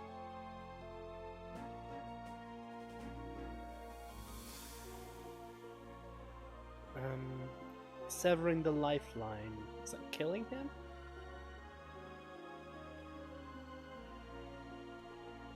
Unconditional acceptance, provisional acceptance. I don't think either of those are the right answer. Severing the lifeline. I guess that's trying to kill him. Pride comes before all else. I guess that's just stubborn denial, and no idea what final act of defiance is, so I shan't pick that. Let's just try and kill him. To give you my crown would signify a change of leadership, so says the law of this land. It also says that the crown is to be worn only by those with the highest regard and intent for Daventry. So, to give it to such a vile being as you would betray the honor and memory of all the past kings who have worn it. No, I will not do it. Not even for the Okay, that's sake not what of I your thought was family. going to happen when I There are chose some that, but principles for it which seems even like a one's right family answer. must be sacrificed. The man appraises you as a scientist would a unique specimen. What an intriguing set of morals you have, King Graham. I almost look forward to the time when you will put aside your obligations here and seek me out. I have foreseen that we shall meet again. I got points for that, so I guess I was right. Your third test. Once again, you feel Okay. yourself age. You are many years older now, though still, thankfully, King of Daventry. As before, the knowledge of the previous test ebbs from your mind. This time, however, it is filled with a greater knowledge of all that has come to pass thus far. Many years have passed. Your children, once heirs to your throne, have forged their own paths in other kingdoms. Fortunately, chance has seen fit to fill the vacuum. Following the restoration of the Mask of Eternity, Daventry now has a new champion. Isn't the Mask do of you Eternity the name of one of the I am games? deeply honored, sire. All right. That's cool if that's the case. Now, how do you really feel? Scared out of my wits, sire. Foreshadowing. You smile and feel the lines in your face stretch. You hope you'll get used to it when the true time comes. You know what they've been saying about my decision, that is. The people question my ability to perform the duties when I have another higher obligation. I believe that I can attend to both with the utmost equity. You do not deny that this obligation may arise at any moment, perhaps taking you away from this country at a time of great need? Of course not, sire. But I shall deal with that troll, as His they say, voice is when so I cross shit. that bridge. And there is the matter of you not being of royal birth. That does not sit comfortably with some of the nobles. The qualities of truth, light, and order can shine from even the most impoverished of souls. Nobility is defined through one's actions, not one's lineage, Your Majesty. You cannot help but smirk. For a man who had once lived as a peasant, he speaks extremely well.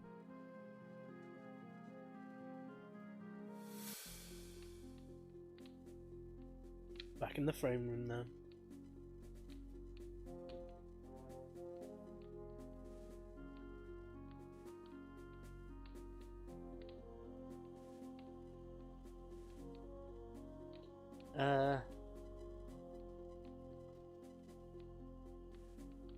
So that's not knighting him, that's knighting him. What the fuck is the madness of King Graham? That doesn't sound like a good option no matter what I choose. I can't choose that though because I'll have to go back. I can't save before this choice. I think knighting him is the obvious correct answer here, right? So let's do that. Kneel. And die. Your sword.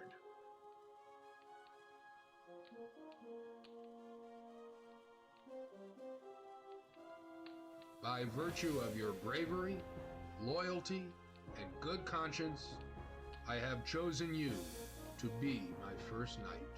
Thus you are my successor and heir to this throne. Cool. That seems like the right choice. Let me get all this animation, so I'm Arise, guessing it's correct. Sir Connor of Daventry.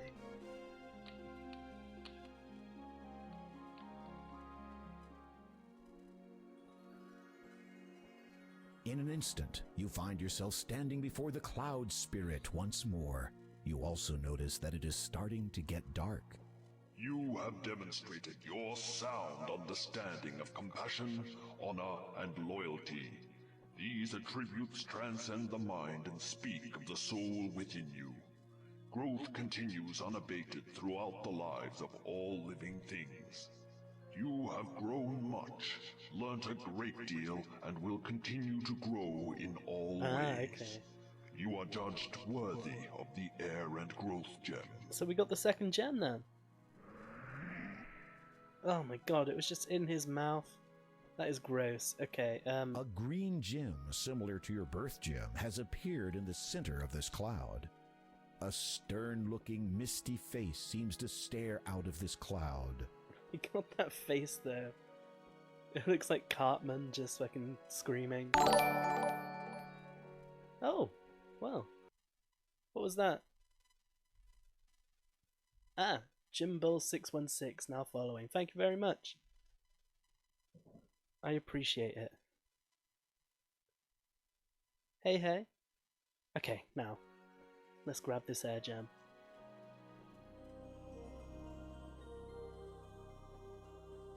You take the growth gem. And there we go. 2 out of 3. As you feel the knowledge of the last test fade from your mind, the cloud beneath your feet begins to evaporate. You'd better get out of here quickly, Graham. No, no, no. Let me go. Okay, good. I'm not gonna die. That would have been such a pathetic death after all that, to just fall down. Finally, your flight comes to an end. You hope that it will be quite a while before you take to the air again. And there we go. Yeah, these AGD remakes are really good. I'd never played the original games before. On the ground would be fine. Yeah, just anywhere, mate. Just pop us down, I'll be alright. I've not played the King's Quest games before, but I was going to start playing them. And then I found out that these remakes were a thing, so I looked them up online. Take this sugar cube. It will protect against the poisonous growth of this land. Okay. And so yeah, I'm playing these and they're really good so far.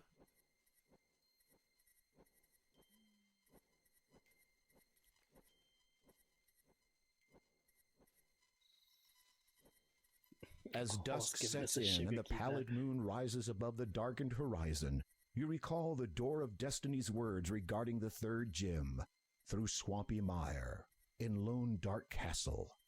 Then you remember the great Neptune's disquiet reluctance to speak of Kalima's lord. You sense a growing unease that this final gem may not be the easiest to acquire. Yeah, I doubt it would be easy, to be fair. Let's just get a quick save here.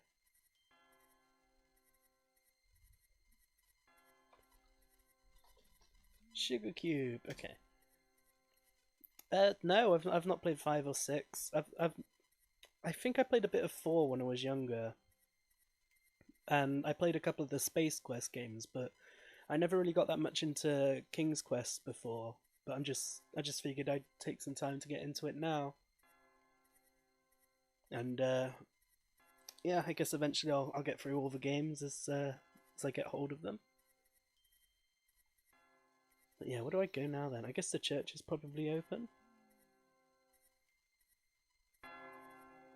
Well. Finding the door unlocked and unbarred, you enter the church. Ooh. This place looks creepy. A hideous statue of a grinning fiend forms an archway leading to the church's outdoor cemetery. Yeah, I've heard that I've heard that those games are all really good. I've heard that the remake of 3 as well is especially good, because they found like a really nice balance between making things easier to get through and staying close to the original. So I guess I'll get into that at some point once I'm finished with this. The monk is dressed in a simple ankle-length robe. A belt of thick leather is tied around his ample waist. He wears worn sandals. What's that? You notice a Bible on the end of a pew. Let's see if we can grab that. You look over the Bible, which appears to be many decades old.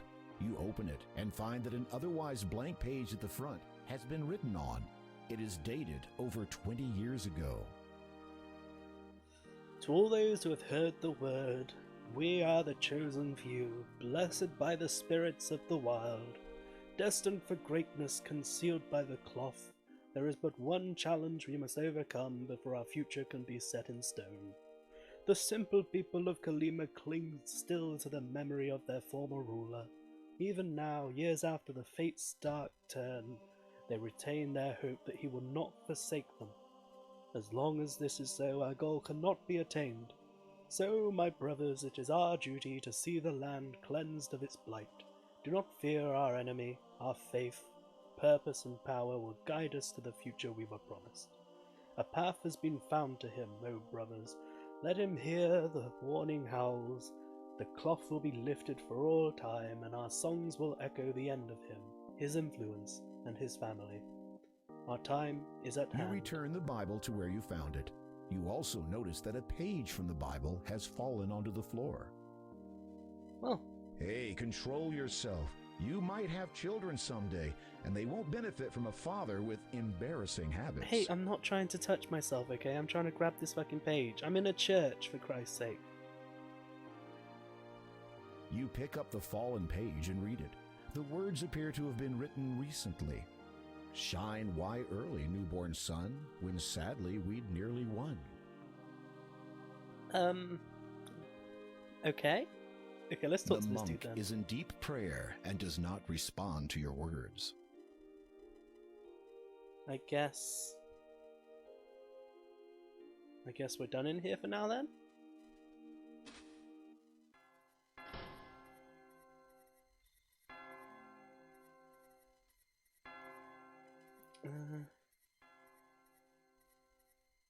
Where to now? Is town still open? Let's go up here and see if we can do anything different in town now that it's night time. I'm guessing the gate's probably down or something like that.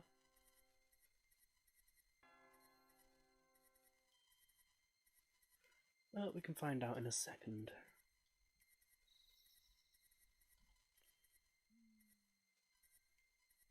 Yep, the gate's down. The gates to town have been shut for the night. Okay, so, wait. Let's go back. Is that dude still in the haystack?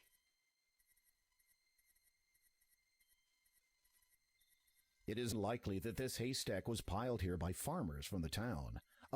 No, I want to talk to it. I want to see the haystack, or rather whoever or whatever is inside it, is no longer responsive to your inquiries. Okay, so I guess, I got the needle off him, so I'm probably just done with him for now. I guess we'll just walk around then and see if anything's different in the night time.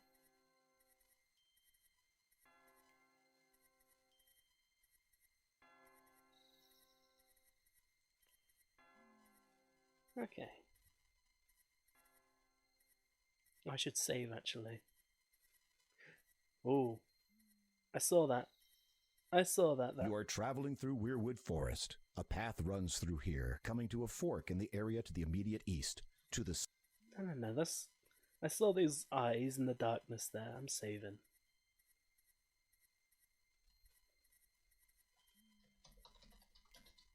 Creepy eyes. Okay.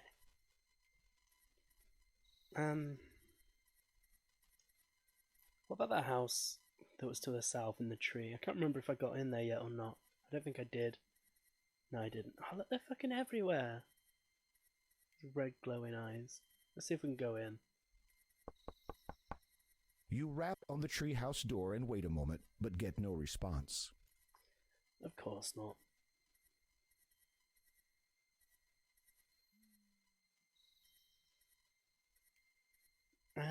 Well, let's just get back to the start then and then see what we can find. Because it's obviously out here in the field somewhere.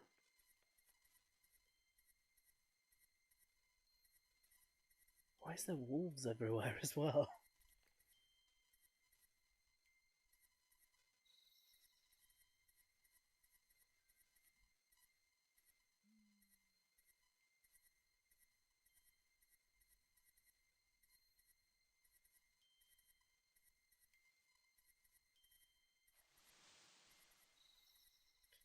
I don't see anything.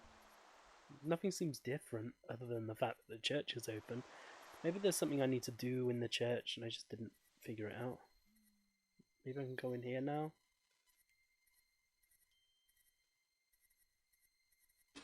Oh, I can go in here now. Okay. Oh, sir, have you seen my little granddaughter? She ventured to the town to buy food for me, but has not yet returned. I fear she may be in peril. The forest is not safe at night. That bad fucking Scandinavian accent. So I guess we gotta find her daughter then?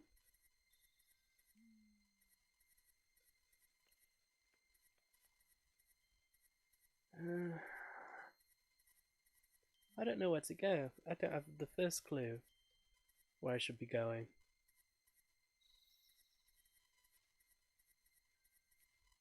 I guess we'll just go off the beaten track and see what we can find out there. I'm just half expecting one of these screens to have wolves jumping out at me.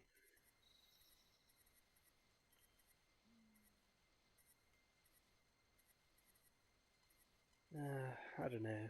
I'm thinking maybe I did miss something in the church. I'll just go back there then.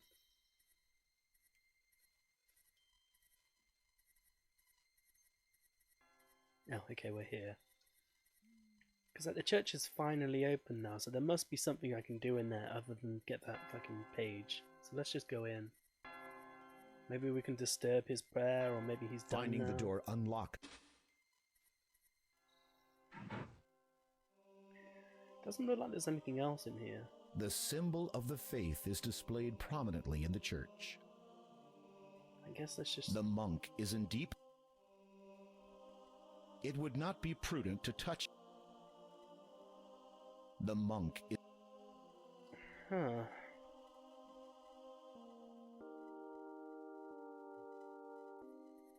Oh, we can come out this way. Okay. Well, let's have a look around then. Lester Williamson, 1300 to 1345. Here lies a man who feared all bugs, too scared to even lift his rugs. For if he had, he would have found insects that make little sound, with bites so deadly for their size that surely did cause his demise. Poor Lester. Rarlap Niven, 985 to 1015. The jester joked his life away until a quip he made one day. Insulted was a baron's son who had this poor old jester hung. Rebecca Twintle, 1250 to 1273. In that usual daring way of hers, she threw caution to the wind. Late one eve she risked a venture and went out to sea with him. Totally in love she was, so filled with careless whim, that when he threw her overboard, she never thought to swim. What the fuck? So is there anything to do out here, or is it all just fucking jokes? Goulash Thompson, 1370 to 1441. Never in all his living years had he ever seen such sights. For hours did he stare at them, those beautiful, dazzling lights. So happy was he that he had been able to live to see this night. But down a cliff he blindly fell, for the lights had been too bright. Bridget O. Troublewater, 1248 to 1299. During the annual house inspection, she spied a mirror and its reflection. For days she lovingly gazed at it, unable to sleep or eat or sit. With the last of her earthly power, there she remained, till her final hour. Okay. Can we go into this crypt then? You have about as much an inkling to enter the crypt as a fish has to walk. Okay. I guess we have to find a way to get into the crypt then, eventually. I mean, it would make sense that the Death Gem is in a crypt, right? So let's just remember that for later. What can we do with this dude, though? There must be something we can do. Feeling humbled, you kneel down to pray. You rise again after a few moments. The monk stirs, stands, Oh, and okay. turns Well, to that's face it you. then. We just had to pray. Father, I go now to a place of darkness. While I am stout of heart, the path laid down before me is unclear. I seek only the knowledge that my passage be illuminated by heavenly favor, and a prayer that I may make it through. The monk gives you a reassuring smile and pats you on the shoulder. He then lifts a silver cross from around his neck and places it in your hands. Thank you. You are welcome, my child. You can God, talk? he looks like a villain. Of course. I thought monks were forbidden from speaking. Not all churches follow the same rules, and this church is quite unique. Really? How so? The monk just smiles placidly at you. Okay, so we've got a cross. Let's see if he's got anything else About to this say. crucifix. I believe you will find the cross to be of immense value. It has come to us at a huge price. It was expensive? I mean that it has cost us more than any value to be in possession of it. Huh. If I may ask, why is it that you only open the church at dusk? We find the late hours more favorable. But surely then you would not have many in your congregation. Yes, that is true. What do you know of the Count? Only that he is a heathen, a blasphemer. You serve God well by going there, my child. Bless you. The monk smiles at you, turns back to the altar, kneels, and resumes his prayers. Okay. Well, that didn't really lend us anything, but we do have a crucifix now. Let's have a look at that. It is a shiny silver cross dangling from a silver chain. What's this? It looks like a a normal sugar cube. cube. It does have a bit of sparkle, though. What did he say? It was something about poison. Or poisonous lands. So maybe I gotta use that to go through the marsh? I guess we can try that. That's the worst that can happen, right? Oh, we need to find Red Riding Hood. What was her name? Possum, I think it was. Oh, what was that? Am I dead? For a minute there, you thought those wolves were going to attack. Curious as to why they didn't, you decide to follow them. You see the monk standing alone outside the church. Do I have to kill them then? Then you notice the two wolves approaching him. You are about to yell a warning to the monk, but the words die in your throat as the man steps forward and pats the wolves' heads. Oh, is he a werewolf then? Is that why he only opens at night? No, my brothers. We must not hurt him. Not yet. See, he is will evil. go to the heathen's abode. He will do what needs to be done. What if he does not? Then, my brothers, we will complete the task before us. The one we began many years ago.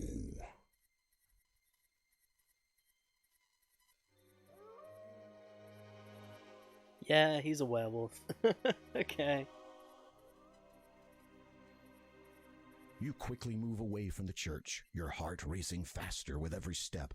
You have a good idea now what will happen once the moon comes out in full, and you do not want to be anywhere near here when it does. Okay, so... Oh. God damn it. I tried to move and it just skips it. That's annoying.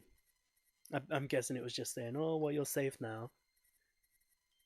Okay, so we need to find Possum and maybe cross the swamp. So, I think Possum was near the witch's cave when we found her the first time, so let's go back that way.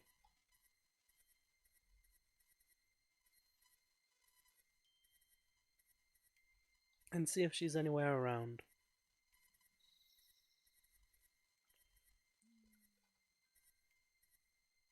If not, then we'll just have to walk around until we find her, because this is where we found her before. So I guess she's not here anymore. Let's just look around.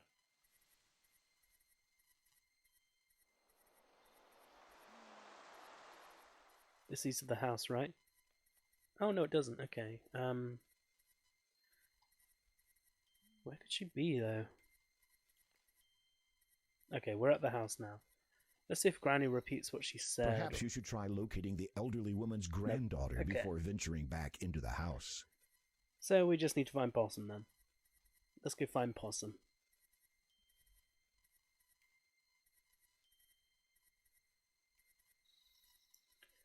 I'm guessing she's not going to be on the road.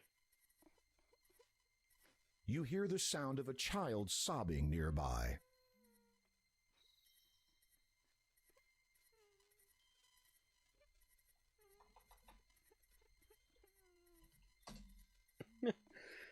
Let's just save. I guess it's not on this map.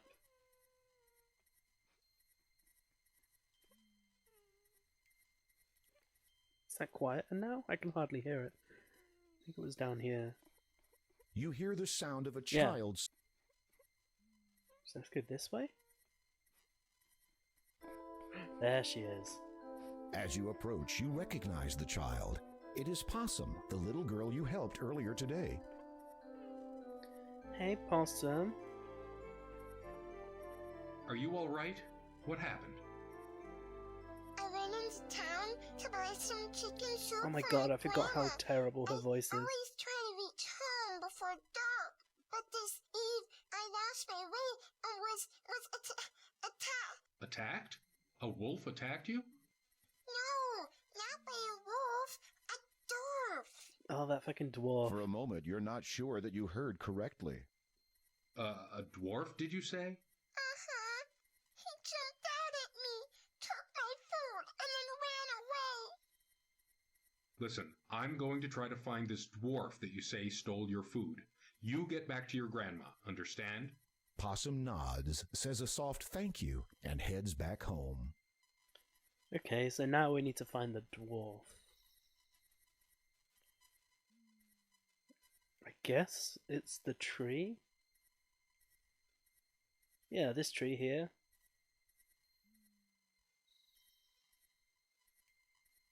Let's see if we can go there now. You rap on the treehouse door and wait a moment, but get no response. I guess not then. Where can we go? Oh! You watch as a little man runs out of the door, which has been built into a tree. You surmise that you have found the culprit's home. The vague aroma of chicken soup confirms it. That fiend. That asshole. Do we follow him then, or do we go into the house?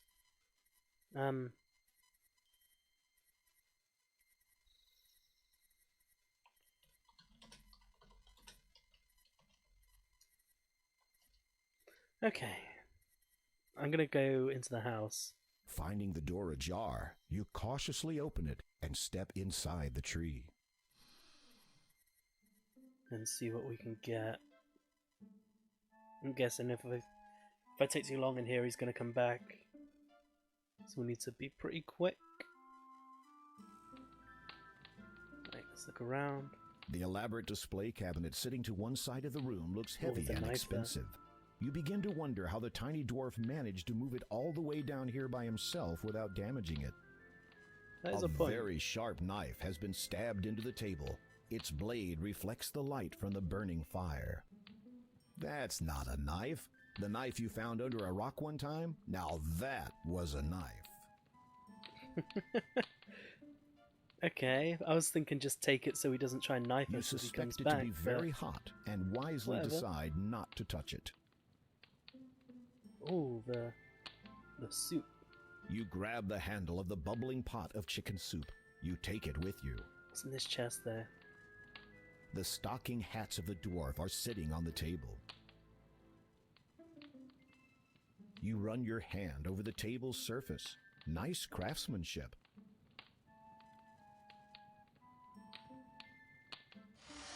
Upon opening the trunk, you find a number of items that the dwarf has obviously stolen and stashed away. Among them are some gold coins. They display the distinctive face of the first king. They could only have come from the magic chest of Daventry. Well, damn. Then... You hear the sound of the door creaking, followed by someone descending the ladder in the next room. Fuck. Can I hide? Thinking quickly, you hide in the trunk. I can. Okay, brilliant. Easy.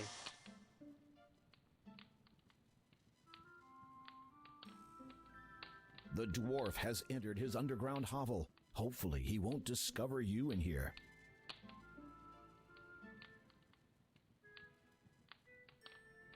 Damn, this is classic horror right here.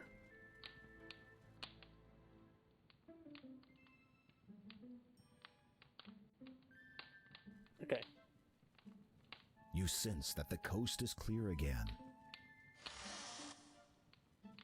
Right, I guess we've got a little more time then. Let's look at the items we just got.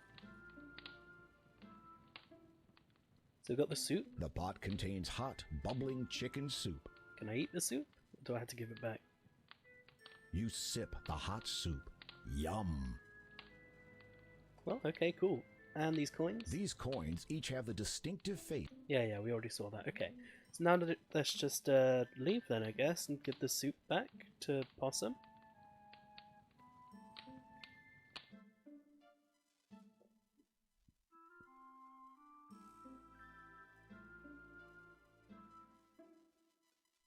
It looks like the door creaked open again after the dwarf left. Damn, he needs to... The door is all... He needs to shut those doors. What, is he living in a barn? Oh, I didn't see what that said. Shit. Oh well, we got the soup. Let's go find the house again then.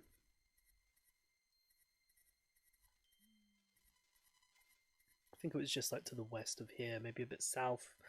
So let's just go that way. Oh, also, let's save, because we got a load of shit.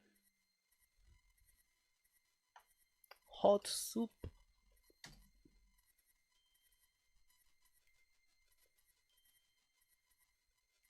I think the house is west of here.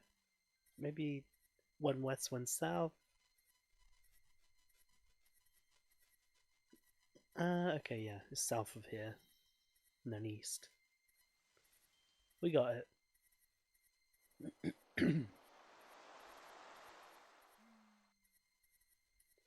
Oh no, it's still more south. Okay. I keep thinking I know the layout and then it just surprises me by being wrong. So let's just go in here. You'll need to walk around the other side of the house to do that. Well, I was hoping you would walk me around the house when I do that, but okay. I'll give you the benefit of the doubt. Welcome. Come in, please. Possum told me to expect you. Soup? Would you like some soup? It is a little too cold to be serving to frail old ladies. On the fire then? You place the now cold chicken soup over the crackling fire once more. After it heats up to eating temperature, you remove it again.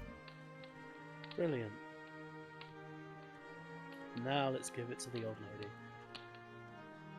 You offer the soup to Possum's grandma, introduce yourself, and wait courteously while the frail elderly lady eats the nourishing meal. When she is finished, she sets the empty bowl down elsewhere and turns her attention towards you.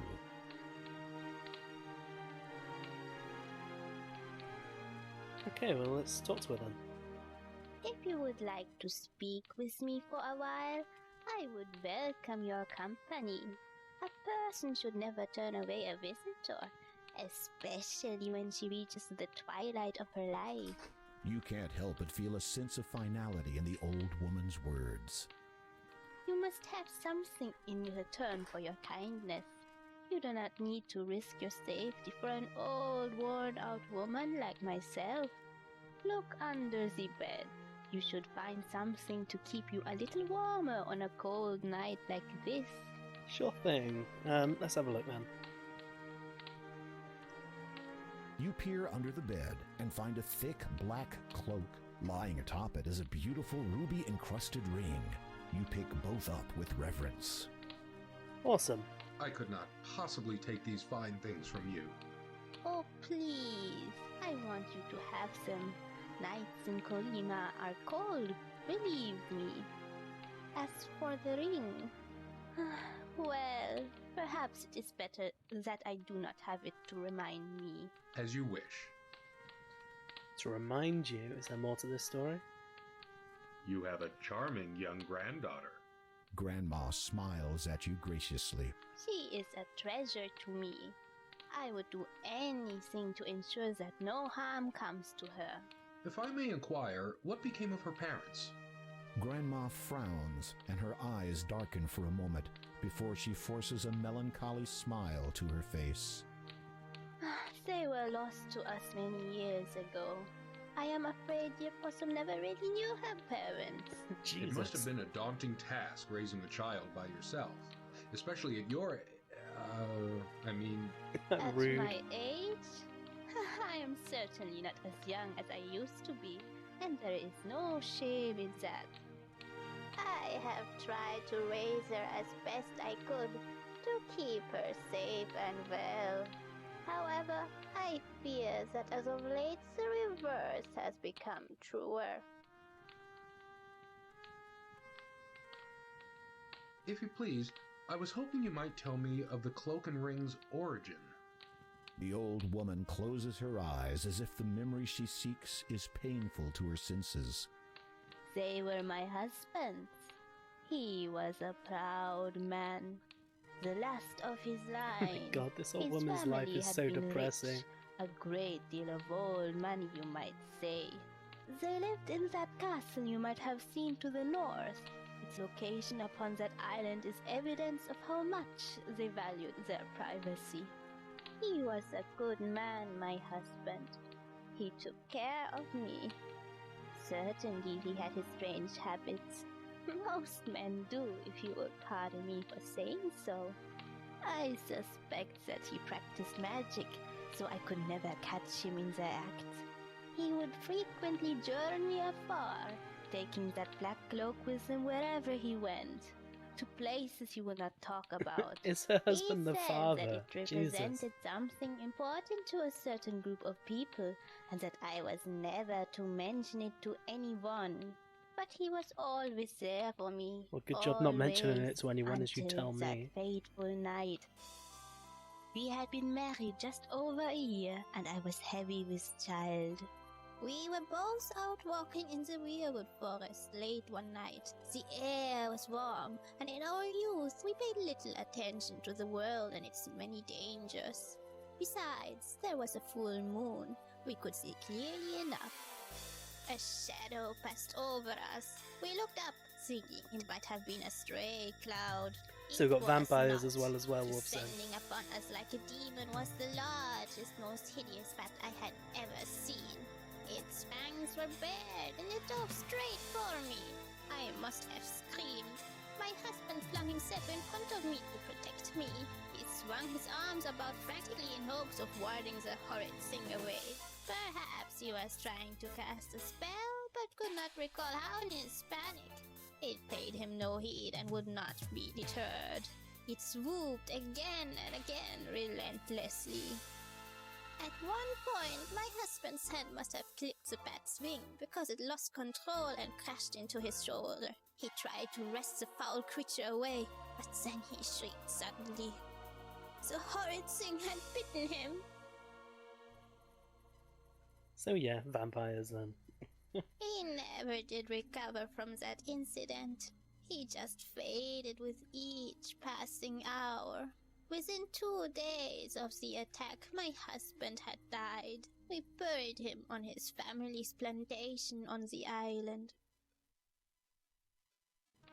Sometimes when I sleep, I can feel him watching over me, guarding me, protecting me.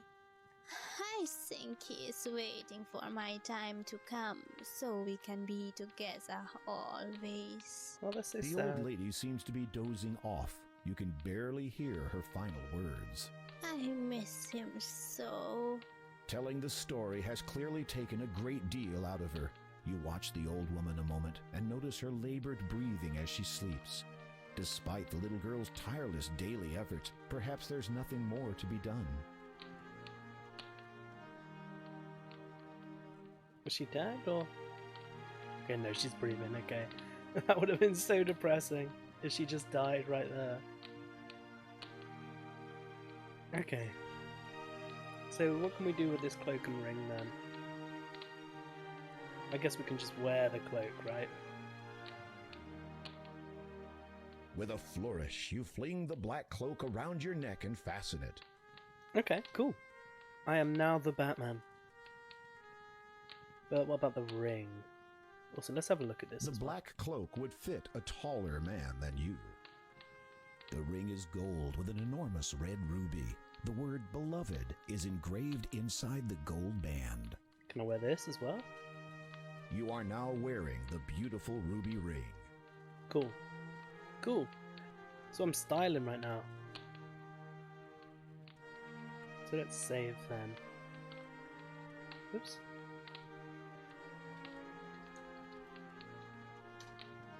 There we go. Oh.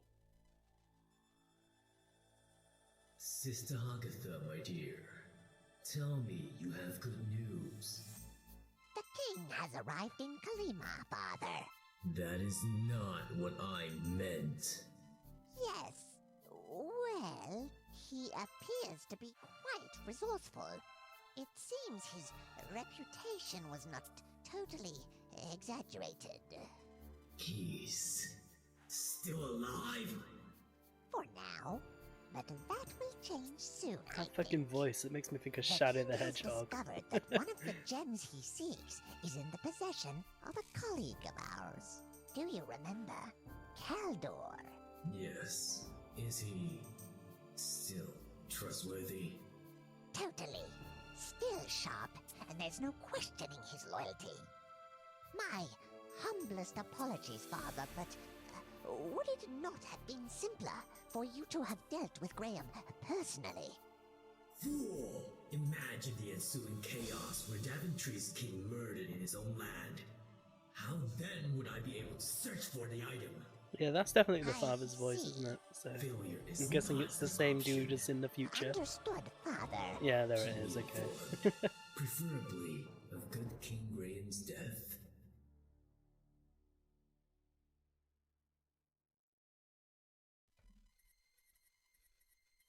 Okay, well, I guess all that's left to do is go to the swamp then and see if the sugar cube will stop us from being poisoned. So let's go that way. Look how badass we look in this cloak there. We are pimping. God damn it, okay.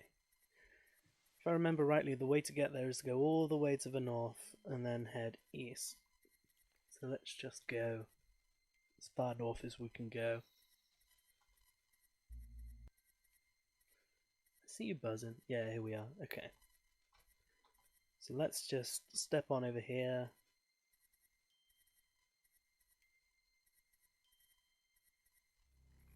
Yeah, this is it. Okay.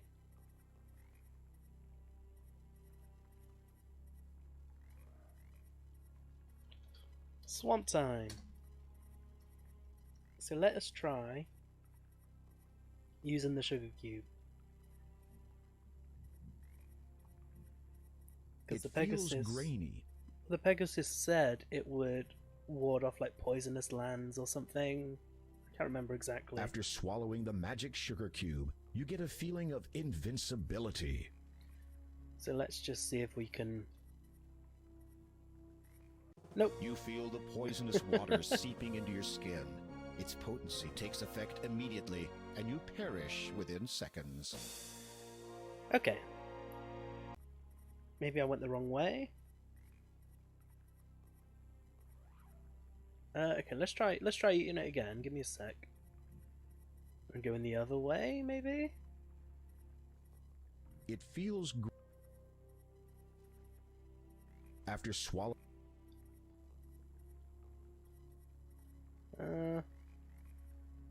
A tree lies half submerged, having long. Can I climb onto the tree, maybe? No, I just die. You feel the poisonous water seeping into your skin. Its potency takes effect I have immediately, no idea what and to you do. perish within seconds. Okay, well, what can I do? Can I go south here, maybe? Without dying? Oh, okay, this is still part of the swamps. I thought this would just take me back outside, so let's just have a look around. Damn, there's still quite a lot of the map we haven't seen then. Oh, this looks complicated there. Wait, are we looping? We are looping. God, are we just gonna have to trial and error this?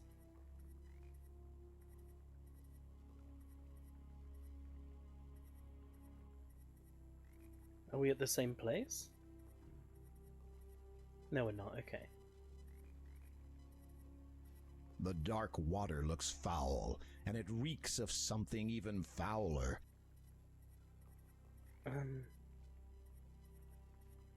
I guess we'll just have to have a look around then. We're back at the start. Okay.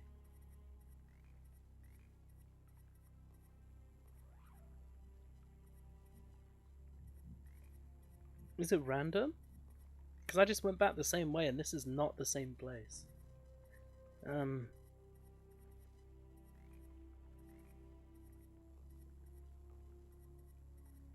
We've been here before and west should take us back to the start, right? Well, not. Oh my god, this is confusing. I think this is the only way we can go. This just takes us back. Oh my god, this is so fucking.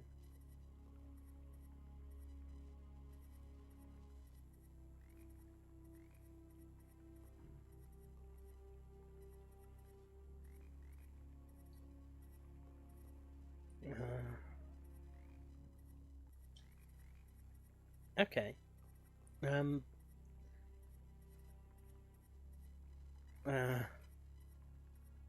It looks like we're on the other side of the lake now, so maybe we're in the right place. It looks like I can't do anything here. Oh no, I'm gonna have to go back. Okay.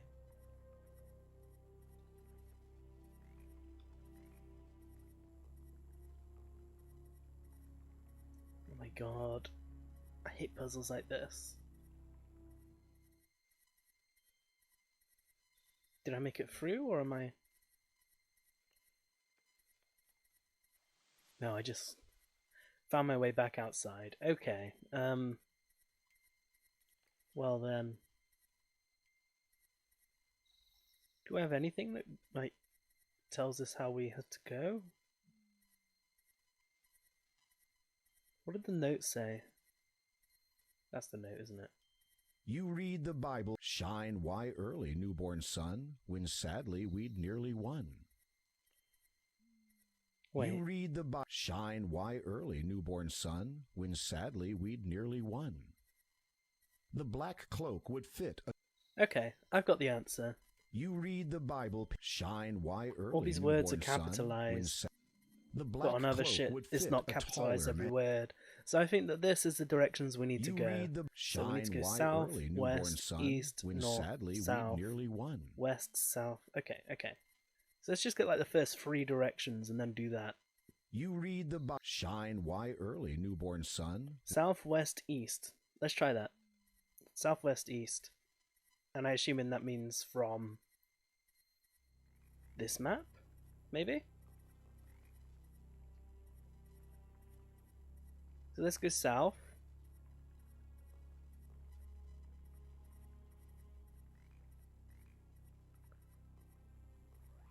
And I've already forgotten what the next one is. You shine why early, newborn West, son, east. when sadly we'd nearly won.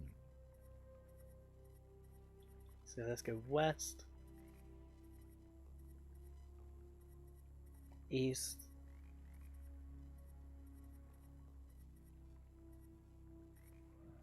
You read shine why early, newborn north, son, south, when sadly west. So north, south, west. North, south, and west.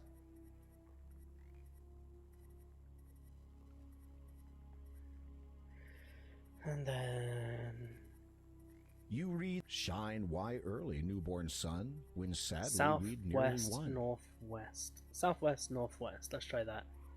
So south, west,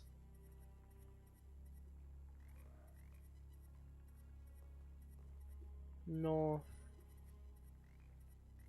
west. And if this doesn't work, I am out of ideas. Now I see the castle there, so it looks like it might have worked. Let's save just in case. Did it worked? Do I still have the fucking sugar cube as well? Yeah, I guess the sugar cube's not for this then.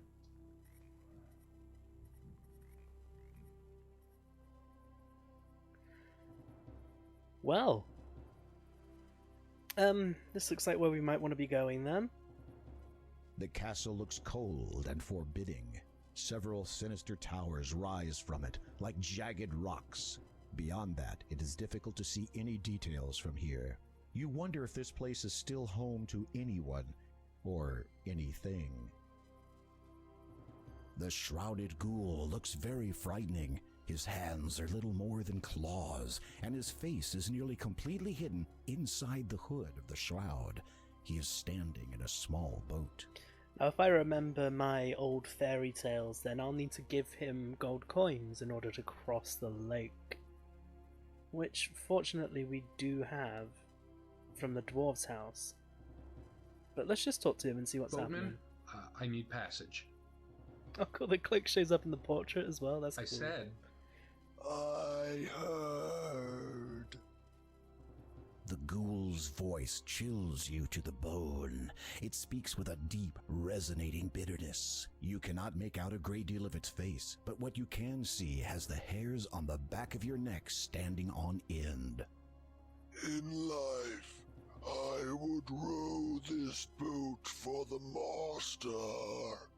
Long ago was my untimely death in these waters, but still I remember many things. Laughter, tears, joy, pain. That face is so creepy there. May I cross, Sir Boatman? You have come to raid the Master's house. This I know, but care not about. You should be warned, though. The Master is not what he once was. He's a vampire Never now. has this land known a kinder, more compassionate, and nobler ruler than he. But his fate has long since been decided. Down a dark path he now treads, and he feels naught for anyone nor anything, save for one other. And even that is a rare trait for a Nosferatu. So he is Nosferatu You then. freeze. Neither the Door of Destiny nor Neptune mention this count as being undead. Well, If I may can I ask, cross Sir there? Boatman, how did the swamp come to be here? Is it natural? No, the ground you stand upon was once farming land and dwellings for the peasantry. How did it come to be like this? A score of years passed after the master died, and a great morass opened up, covering the surrounding land with slime and poisoned water. Once rich and fertile, now it is no longer. The Count has caused this? It is believed so.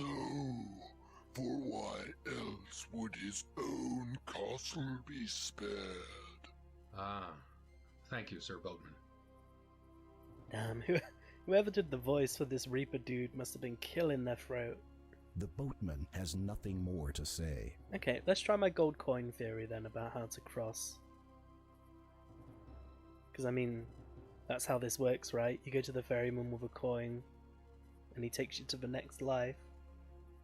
The boatman accepts your payment and motions for you to climb into the boat.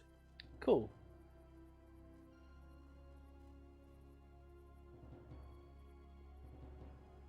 The shrouded ghoul paddles across the toxic lake to the shore on the other side. Okay, now let's save up again then.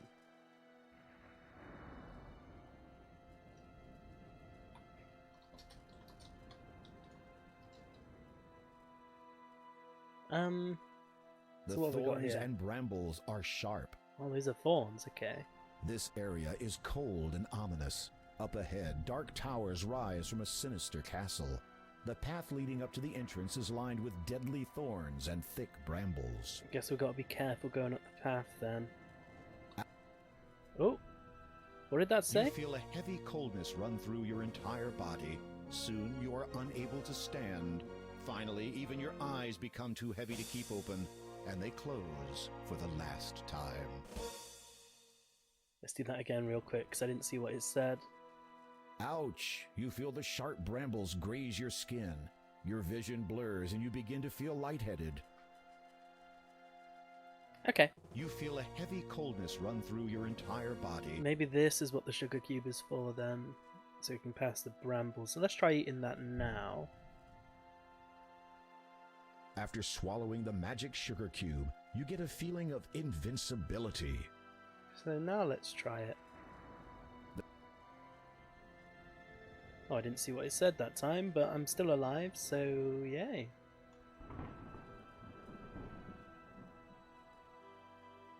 Come on, let me in. There we go. Oh, this isn't creepy. Let's have a look. The ghosts waver, as if being threatened by even the slightest breeze, yet something holds them in place. It may be nothing more than an intensely strong determination or sense of purpose that keeps the spirits anchored to this world.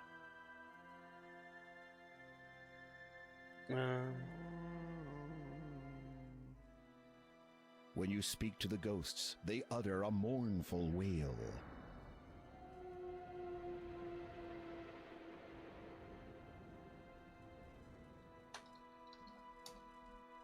Okay, so now let's just try and enter. As you approach the They're ghosts gonna kill me, wearing the aren't black they? cloak, they seem to notice you, and then begin to drift away towards the cemetery.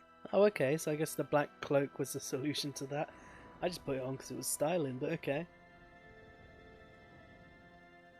Towards the cemetery, can we follow them then? We can, okay. Oh, this is the place in the woman's dream. In the woman's dream, in the woman's story. Still nothing to say then. When you speak to the ghost...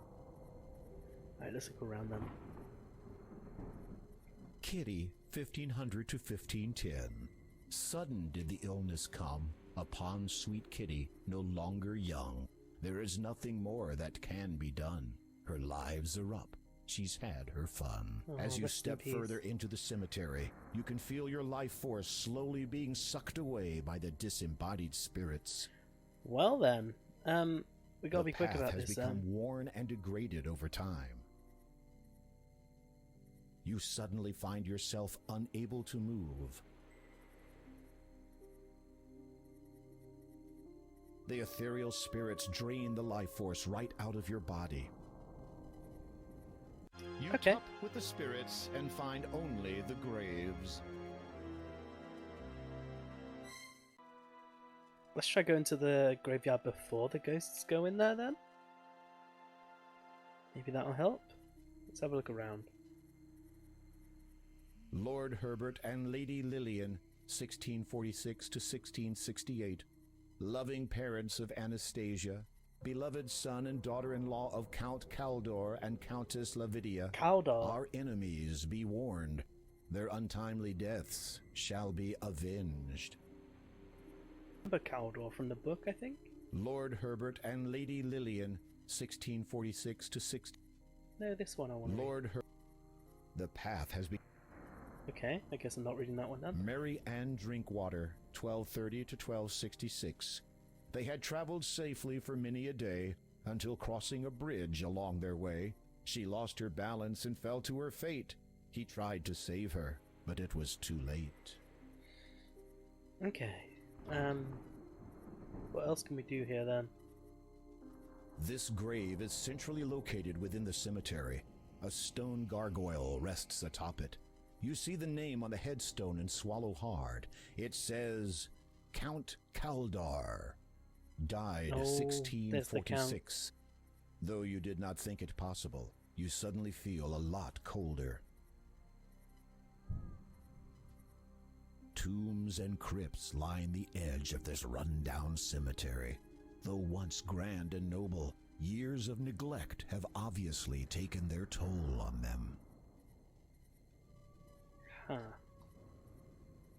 Can I go in? Most of these tombs are the final resting places of past counts of Kalima and their families. They are all securely locked. Oh, wait. Oh, no. Okay. I've already locked into this. There's one there as well. R. Murtaugh, date of death, 98. They got too old for that. The last word is faded and you cannot read it. Probably just as well. I'm getting too old for this shit.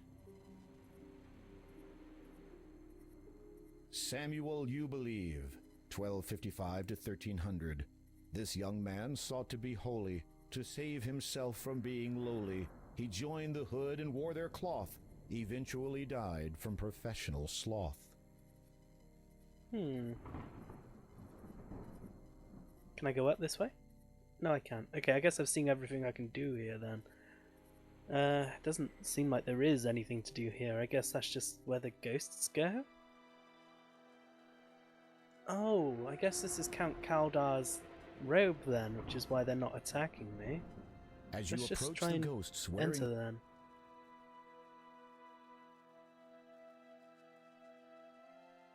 This area feels anything but fine.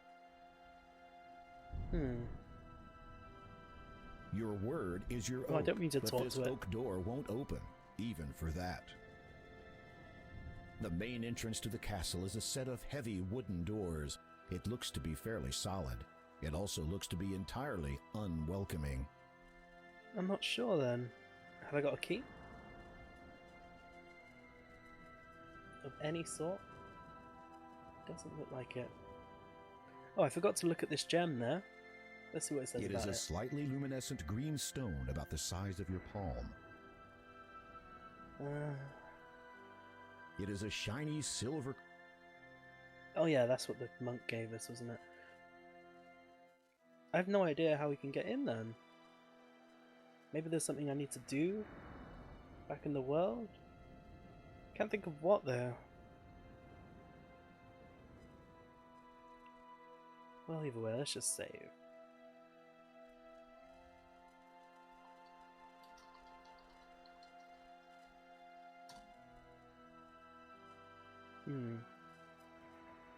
Well, actually, I think this is probably a good a time as any to finish off for the night.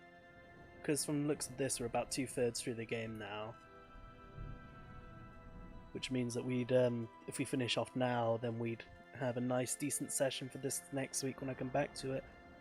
So, yeah, I'm going to do that. I'm going to go ahead and say goodnight.